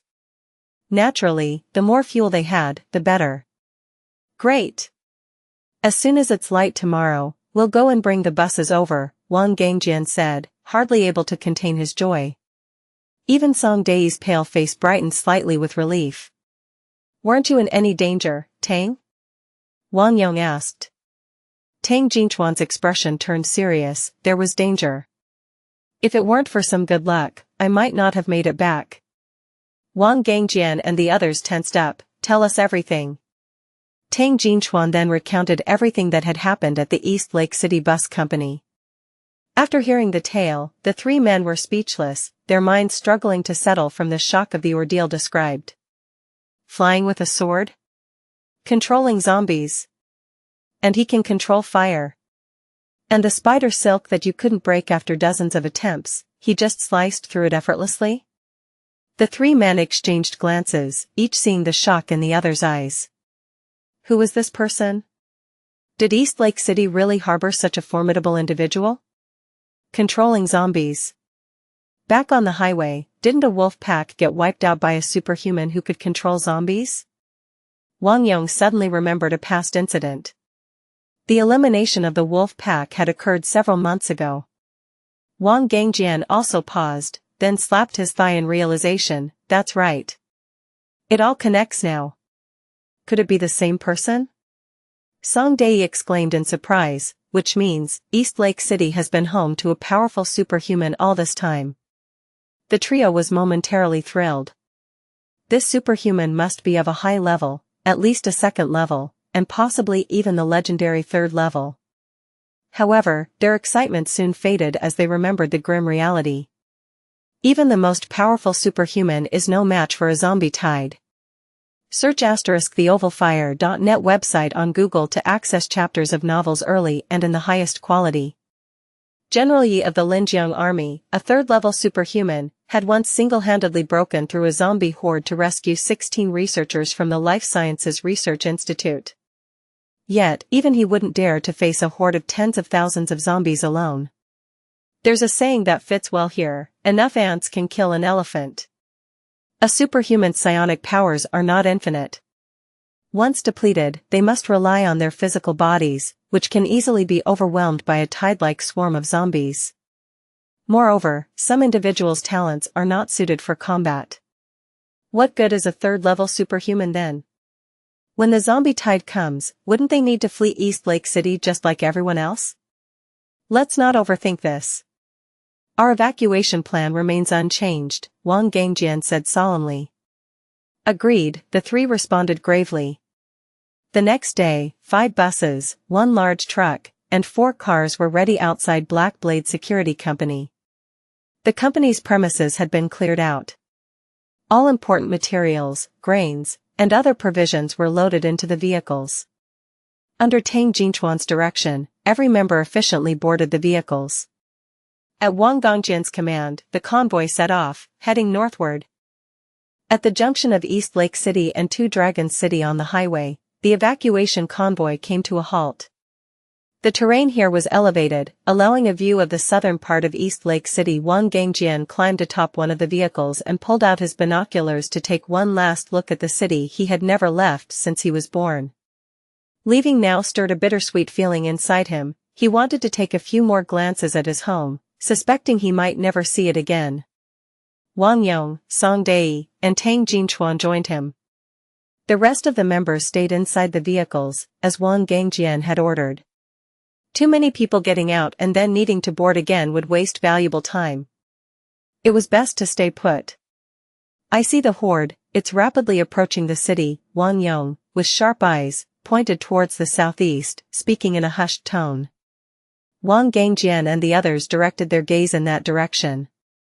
Indeed, they saw an immense, seemingly endless tide of zombies relentlessly charging into the small city.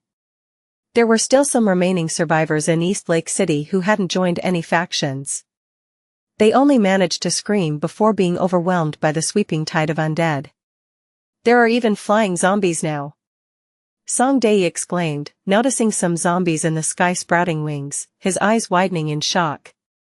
It's been 5 years, various advanced zombies have appeared, Wang Gangjian murmured. If our growth rate can't keep up with that of the zombies, we'll eventually be consumed or killed by them. Wang Yong, Song Dei, and Tang Jingchuan nodded in agreement, acknowledging the harsh reality. Psionic energy had permeated the globe, causing animals and plants to undergo wild mutations. If humans couldn't harness psionic energy to climb the evolutionary ladder and adapt to this new psionic era, they would inevitably be outpaced and replaced by new species. Let's go, our scent will eventually be picked up by the zombies, and it'll be too late if we delay any longer, Song Dei sighed softly. Wang Yong and Tang Jingchuan nodded and began to head back to the vehicles. However, Wang Gangjian suddenly noticed something and uttered a soft huh. What is it, brother? What are you still looking at? Wang Yong asked, puzzled.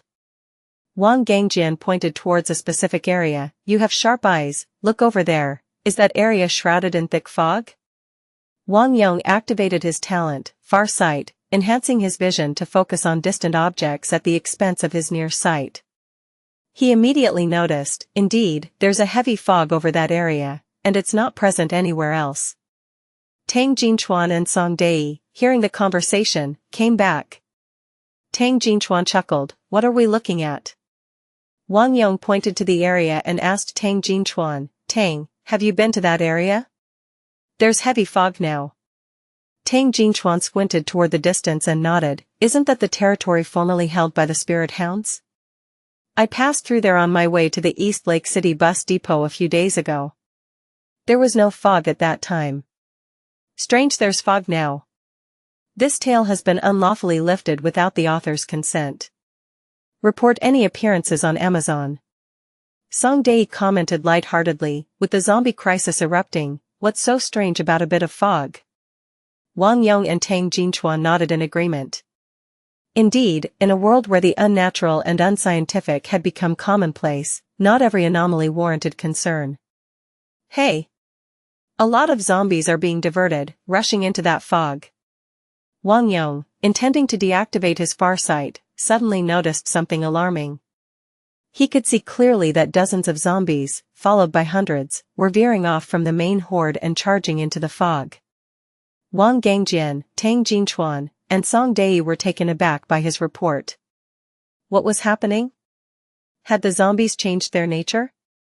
Instead of chasing living humans, were they now drawn to empty air? Within less than 5 minutes, masses of zombies were breaking off from the horde heading north and sprinting into the foggy area. This included many robust, agile advanced zombies. What on earth is in that fog to draw so many zombies? Wang Yong kept his eyes fixed on the fog-covered area. After another 5 minutes, Wang Yong reported a shocking observation. The northbound zombie horde had completely turned and was now heading into the foggy area. Do you see what's happening? Wang Gangjian pressed for details. Wang Yong relayed what he saw. Wang Gangjian and the others were stunned. Had the zombie tide been diverted just like that? What sort of allure did that foggy area hold? Zombies enter the foggy area and then just disappear, none come out, Wang Yong added solemnly. Wang Gangjian and the others were even more amazed. Could that foggy area be a bottomless pit? Did it have the capacity to hold as many zombies as could possibly enter? After a moment's contemplation, Wang Gangjian ordered, command the convoy to halt, everyone stays in their vehicles. And so they waited, from daylight until nightfall, watching the mysterious fog that seemed to swallow an entire zombie horde. The nights after the zombie outbreak were terrifying. Dangerous zombies and mutated animals could be hiding anywhere. See the novel_fire.at website on Google to access chapters of novels early and in the highest quality. Wang Gangjian, including himself as one of 4 superhumans, organized 2 night patrol teams in shifts. One team for the early part of the night and another for the latter part. Together with the sturdy men from Black Blade Security Company, they formed a formidable watch over their campsite. With hundreds of people camping outside, the strong human scent could attract unknown creatures, and everyone was on edge. However, the night passed without significant incident. Aside from a few stray zombies and mutated wild dogs, there were no surprises. As the sun began to rise, Wang Gangjian and the 3 other superhumans stood early on a hillside, looking towards the city. The fog is still there, it hasn't dispersed, observed Wang Gangjian. There are still a lot of zombies and supernatural creatures converging from all directions, rushing into the fog, added another. Brother, do you think we weren't attacked last night because all those creatures were attracted to the fog? Wang Yong pondered, looking at the one around him. Wang Gangjian replied dryly, I'm right behind you. Wang Yong laughed awkwardly and turned around. Tang Jinchuan seriously suggested, I think so too. That fog seems to have a strong attraction for supernatural beings. Maybe it's like something out of a novel, could it be some kind of precious natural treasure has appeared? Do you think those zombies and supernatural creatures might fight each other over it?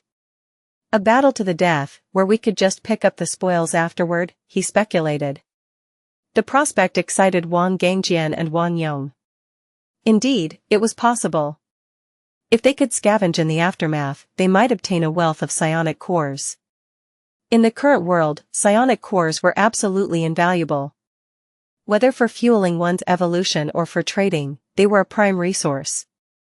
However, Song Dei cautioned, we should leave as soon as possible. If any of those creatures get hold of whatever is creating that fog and become stronger, even reaching level 3 or 4 as a superhuman, we won't stand a chance against them. Don't forget, we have hundreds of ordinary people relying on us here. We need to live up to their trust. The weight of Song Dei's words settled heavily on them. He was right.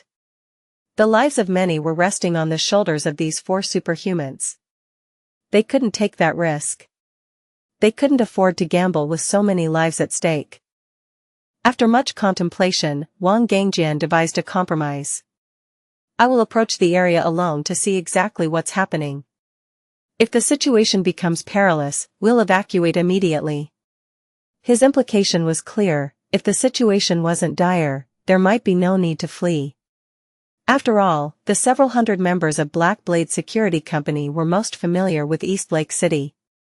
Starting anew in an unfamiliar place would pose significant challenges. If they could avoid leaving, they would.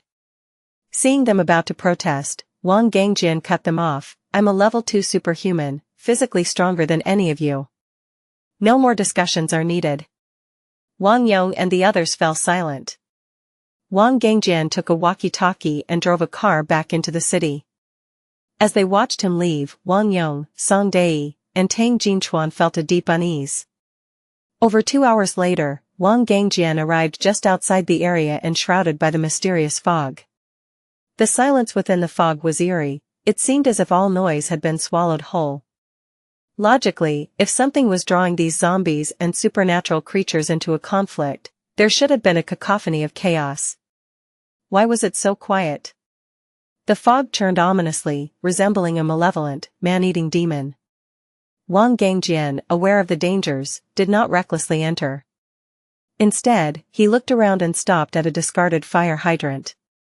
He settled down beside it, wrapped his arms around the hydrant, and twisted sharply. A crisp snap echoed as he forcibly unscrewed the hydrant. Becoming a superhuman and integrating a psionic core had not granted Wang Gangjian any particularly strange abilities. Instead, his arms had grown incredibly strong. Since nobody had given a name to his talent, he called it Strong Arm. After advancing to a second-level superhuman, his arms had grown even stronger. Using brute strength to twist off a fire hydrant was not too difficult for him. Wang Gangjian let out a low roar as he unleashed his power, hurling the hydrant forcefully into the fog. The hydrant tore through the mist and crashed to the ground 20 meters away, briefly dispersing the fog. With the fog momentarily cleared by the impact, Wang Gangjian could finally see the scene within. The area covered by the fog was dim and ghostly, more reminiscent of hell than of the human world. He was startled to discover that the zombies and supernatural creatures stood motionless, rooted to the spot. Numerous dark swords, formed from condensed black mist, darted back and forth through the air. With each pass, they pierced the hearts of the undead and extraordinary beings. Those struck down were immediately drained of their vital essence, their corpses withering into desiccated husks. Wang Gangjian's eyes widened in disbelief. Even in the first year of the zombie apocalypse, when East Lake City had transformed into a veritable purgatory, he had endured. Yet, the spectacle before him was still profoundly shocking. What had transpired here? And what were these phantom black swords? Suddenly, his walkie-talkie crackled to life. "Boss, look up. Quickly, above you." Urged by the voice, Wang Gangjian hastily looked overhead. To his astonishment, he saw a figure standing upon a flying sword, looming high above him. The piercing gaze and the daunting aura felt as if an invisible hand were clenched around his throat. This narrative has been purloined without the author's approval. Report any appearances on Amazon. A memory flashed through Wang Gangjian's mind. That day at the East Lake City bus depot, Tang Jinchuan had been ambushed by a swarm of spiders, including a tremendously powerful mutated spider mother. It was then that a young man wielding a flying sword appeared, slaying the mutated spider mother and indirectly saving them all. The figure before him now, also maneuvering a flying sword and similarly youthful, must be the same person. Chu Xian looked down upon Wang Gangjian and spoke indifferently, "Hadn't you left? Why return?" He had been aware since the dawn of Black Blade Security Company's intended departure from East Lake City. Presumably, they had decided to evacuate only after noticing the encroaching tide of corpses. He had no ties to these people and thus had not interfered. Over the past few days, Chu Xian had been atop a nearby skyscraper, monitoring the situation within the array he had set, the evil soul snatching array. Now that someone had approached the perimeter of his array, it was necessary for him to make an appearance, to prevent any disturbances. We feared that formidable supernatural beings might emerge here, so I came to assess the situation, Wang Gangjian explained, his forehead beading with sweat. This man had effortlessly slain the mutated spider mother. To him, crushing Wang Gangjian would be no different than crushing an ant. He spoke cautiously, wary of offending the mysterious and potent figure before him. Chu Xian surveyed him briefly and stated calmly, "Any living being that enters will not come out alive. Let that be the end of it. Within a kilometer of this place, do not approach any closer."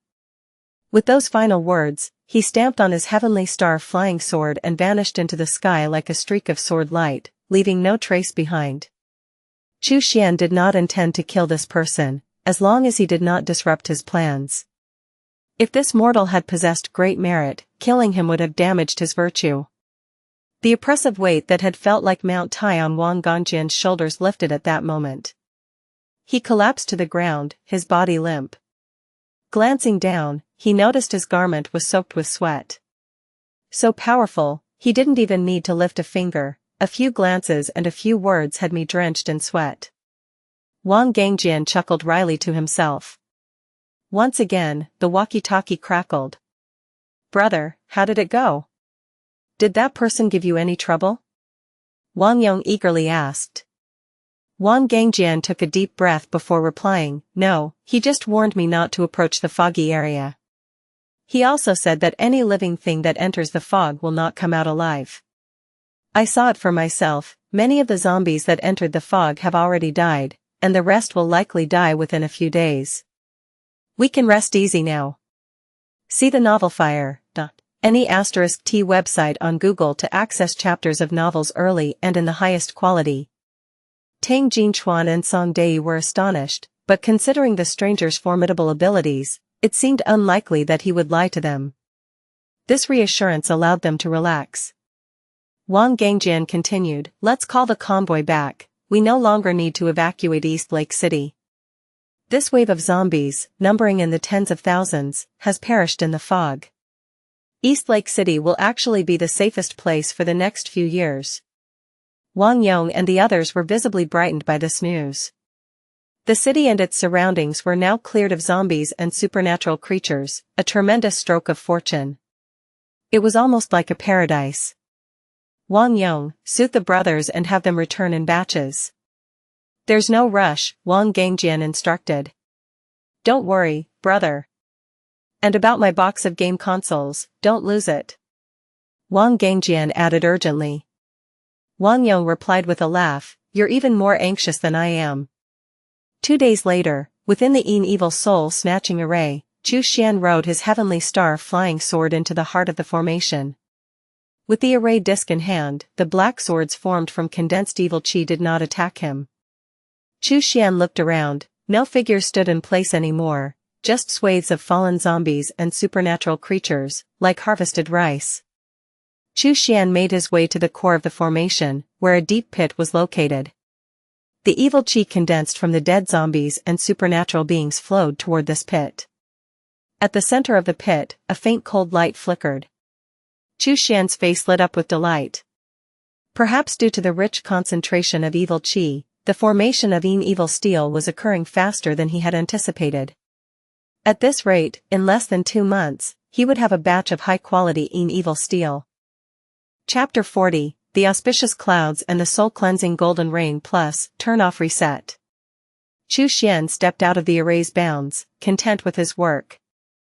A sudden impulse made him look up, and to his astonishment, he saw the sky filled with multicolored auspicious clouds. These clouds churned and transformed into the shapes of dragons and phoenixes, mythical creatures that showered the earth with the light of good fortune. Bathed in this auspicious light, Xuan felt an enlightening clarity wash over him, his spirit buoyant as if ascending to immortality. All his previous confusions regarding the blood-evil demon refining scripture seemed to dissolve instantly as if he had been granted profound insights. Moments later, the skies rumbled with the sound of spring thunder, yet there was no hint of darkness on the horizon. Soon, a fine rain began to fall. Astoundingly, the droplets were golden, as though forged from molten gold. Xuan stood motionless in this golden shower, each drop that touched him quickly merging into his body. With his eyes closed, he deeply sensed the rain's effect and was amazed to discover his soul expanding at an incredible rate. Previously, he could control a maximum of 10 corpse puppets at once. If any of these possessed a higher rank, his capacity diminished further. For instance, with corpse puppets like Long, Hu, and Bao, he could manage only 3 at most. Should any of them advance to the rank of corpse general equivalent to a foundation establishment stage cultivator, he would not be able to control any others. Now, after the baptism of the golden rain, he felt capable of controlling up to 20 corpse puppets. Even if Long, Hu, or Bao advanced to corpse general, he could manage them with ease. Auspicious clouds and soul-cleansing golden rain. Xuan finally opened his eyes, marveling at the phenomena. This was indeed the merit accrued from slaying nearly 100,000 zombies. Compared to the previous manifestation of golden blossoms that had subtly enhanced his fate and longevity, the benefits brought by this celestial event were significantly greater. The soul-cleansing golden rain had enhanced his soul, a rarity for cultivators at the foundation establishment stage, who had few methods to strengthen their spirits. Xuan was aware of a technique within the infinite sect called soul refining technique, which even at its pinnacle only slightly bolstered the soul, perhaps by 10 to 20% at most. Yet, nothing compared to the golden rain, which had doubled the robustness of his spirit. Looking down, Xuan noticed that even the unknown wild grass at his feet had undergone a transformation under the golden rain, appearing unusually lush and vibrant. Perhaps one day, you too shall transcend the mundane and ascend to sanctity. With a faint smile, Xuan commanded his heavenly star flying sword and turned to leave. After his departure, the wild grasses suddenly began to vie for the remaining soul-cleansing golden rain. Their roots turned into iron chains and their leaves into swords, relentlessly slaughtering their kin. Fields of grass perished, their sap splashing out in golden hues. Ultimately, only one victor survived. It unearthed its roots and thrust them into the bodies of its kin, reaching into the splattered golden sap. Quickly, it absorbed all that remained of the soul-cleansing golden rain. Within minutes, it blossomed and bore fruit rapidly. A bird flying overhead spotted the fruit and swooped down to consume it effortlessly. Not knowing how far it had flown, the bird suddenly slowed and ultimately plummeted to the ground, dead. Inside its body, a vibrant green sprout emerged, rapidly growing into a lush wild grass indistinguishable from the others, except perhaps when the fierce wind blew, one might notice the sharp fangs it seemed to grow. See the novelfire.net website on Google to access chapters of novels early and in the highest quality. The author's narrative has been misappropriated. Report any instances of this story on Amazon. At Black Blade Security Company, after 2 days, all members had returned to their original positions. However, everyone watched the dense fog in the distance with apprehension, always half expecting it to spread someday and engulf the entire city of East Lake. Wang Yong would stand at the highest nearby point every day, keeping a vigilant watch over the fog morning, noon, and night. On this day, as usual, he activated his far sight and looked towards that area, only to be abruptly stunned. There, magnificent 5-colored clouds spread across the sky, condensing into dragons and phoenixes of an incredibly mystical nature. Golden rain began to fall from the sky. Wang Yong's eyes widened in amazement. Such an auspicious omen. To think he would be so fortunate to witness such a spectacle in his lifetime. Not only did he see this phenomenon, but other early risers within Black Blade Security Company also caught sight of it from afar, equally astounded. Word quickly spread, and soon, nearly half of Black Blade's personnel gathered on the rooftop, looking out at the scene. What exactly is happening? It feels like the celestial omens recorded in ancient histories. Could it be that East Lake City has birthed an immortal? Should we get closer to have a look? The crowd buzzed with speculation. Some, bolder than others, suggested approaching for a closer inspection. Shut up! A stern voice called from behind. The man approaching, with a buzz cut and notably robust arms and strong build, was none other than Wang Gangjian. Before you returned to the company, I had already ordered that no one should approach within a kilometer of the foggy area. Can't you understand human speech? Wang Gangjian stared down the crowd, his rebuke cutting through the murmurs.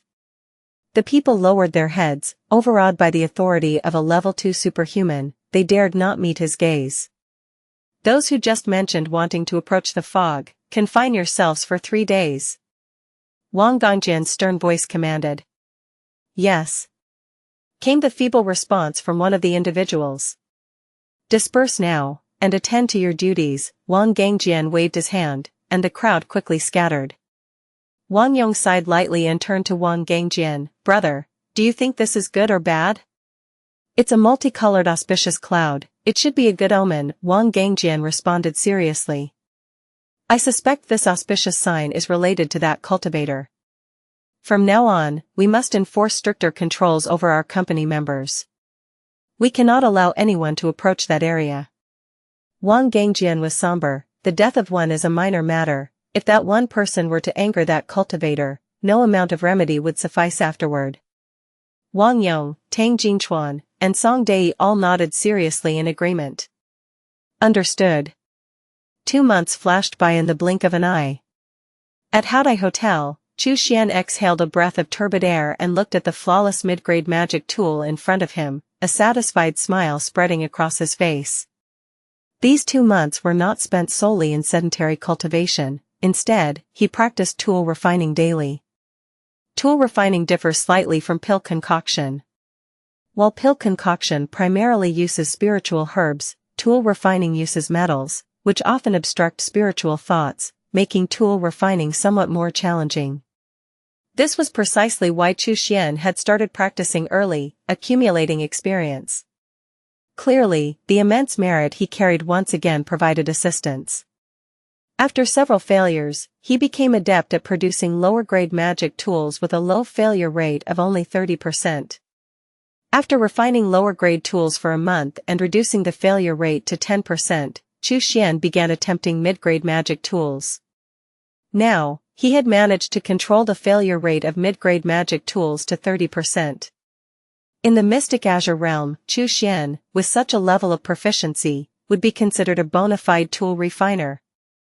After a brief rest, Xuan laid out new materials with confidence. Evil steel, white bone bamboo, intoxicating vine. These materials were essential for crafting the evil soul chain. As for a powerful living soul, Xuan had yet to decide on one. However, this was not a pressing issue. The strength of the evil soul chain lay in its flexibility. Once the magic tool was forged, a living soul could be selected and infused at any time. Xuan planned to extract the soul of a Foundation establishment stage cultivator or demonic beast upon his return to the mystic Azure continent, maximizing the power of the evil soul chain. Begin. Xuan exhaled a breath of turbid air and started crafting his life-bound magic tool, the evil soul chain.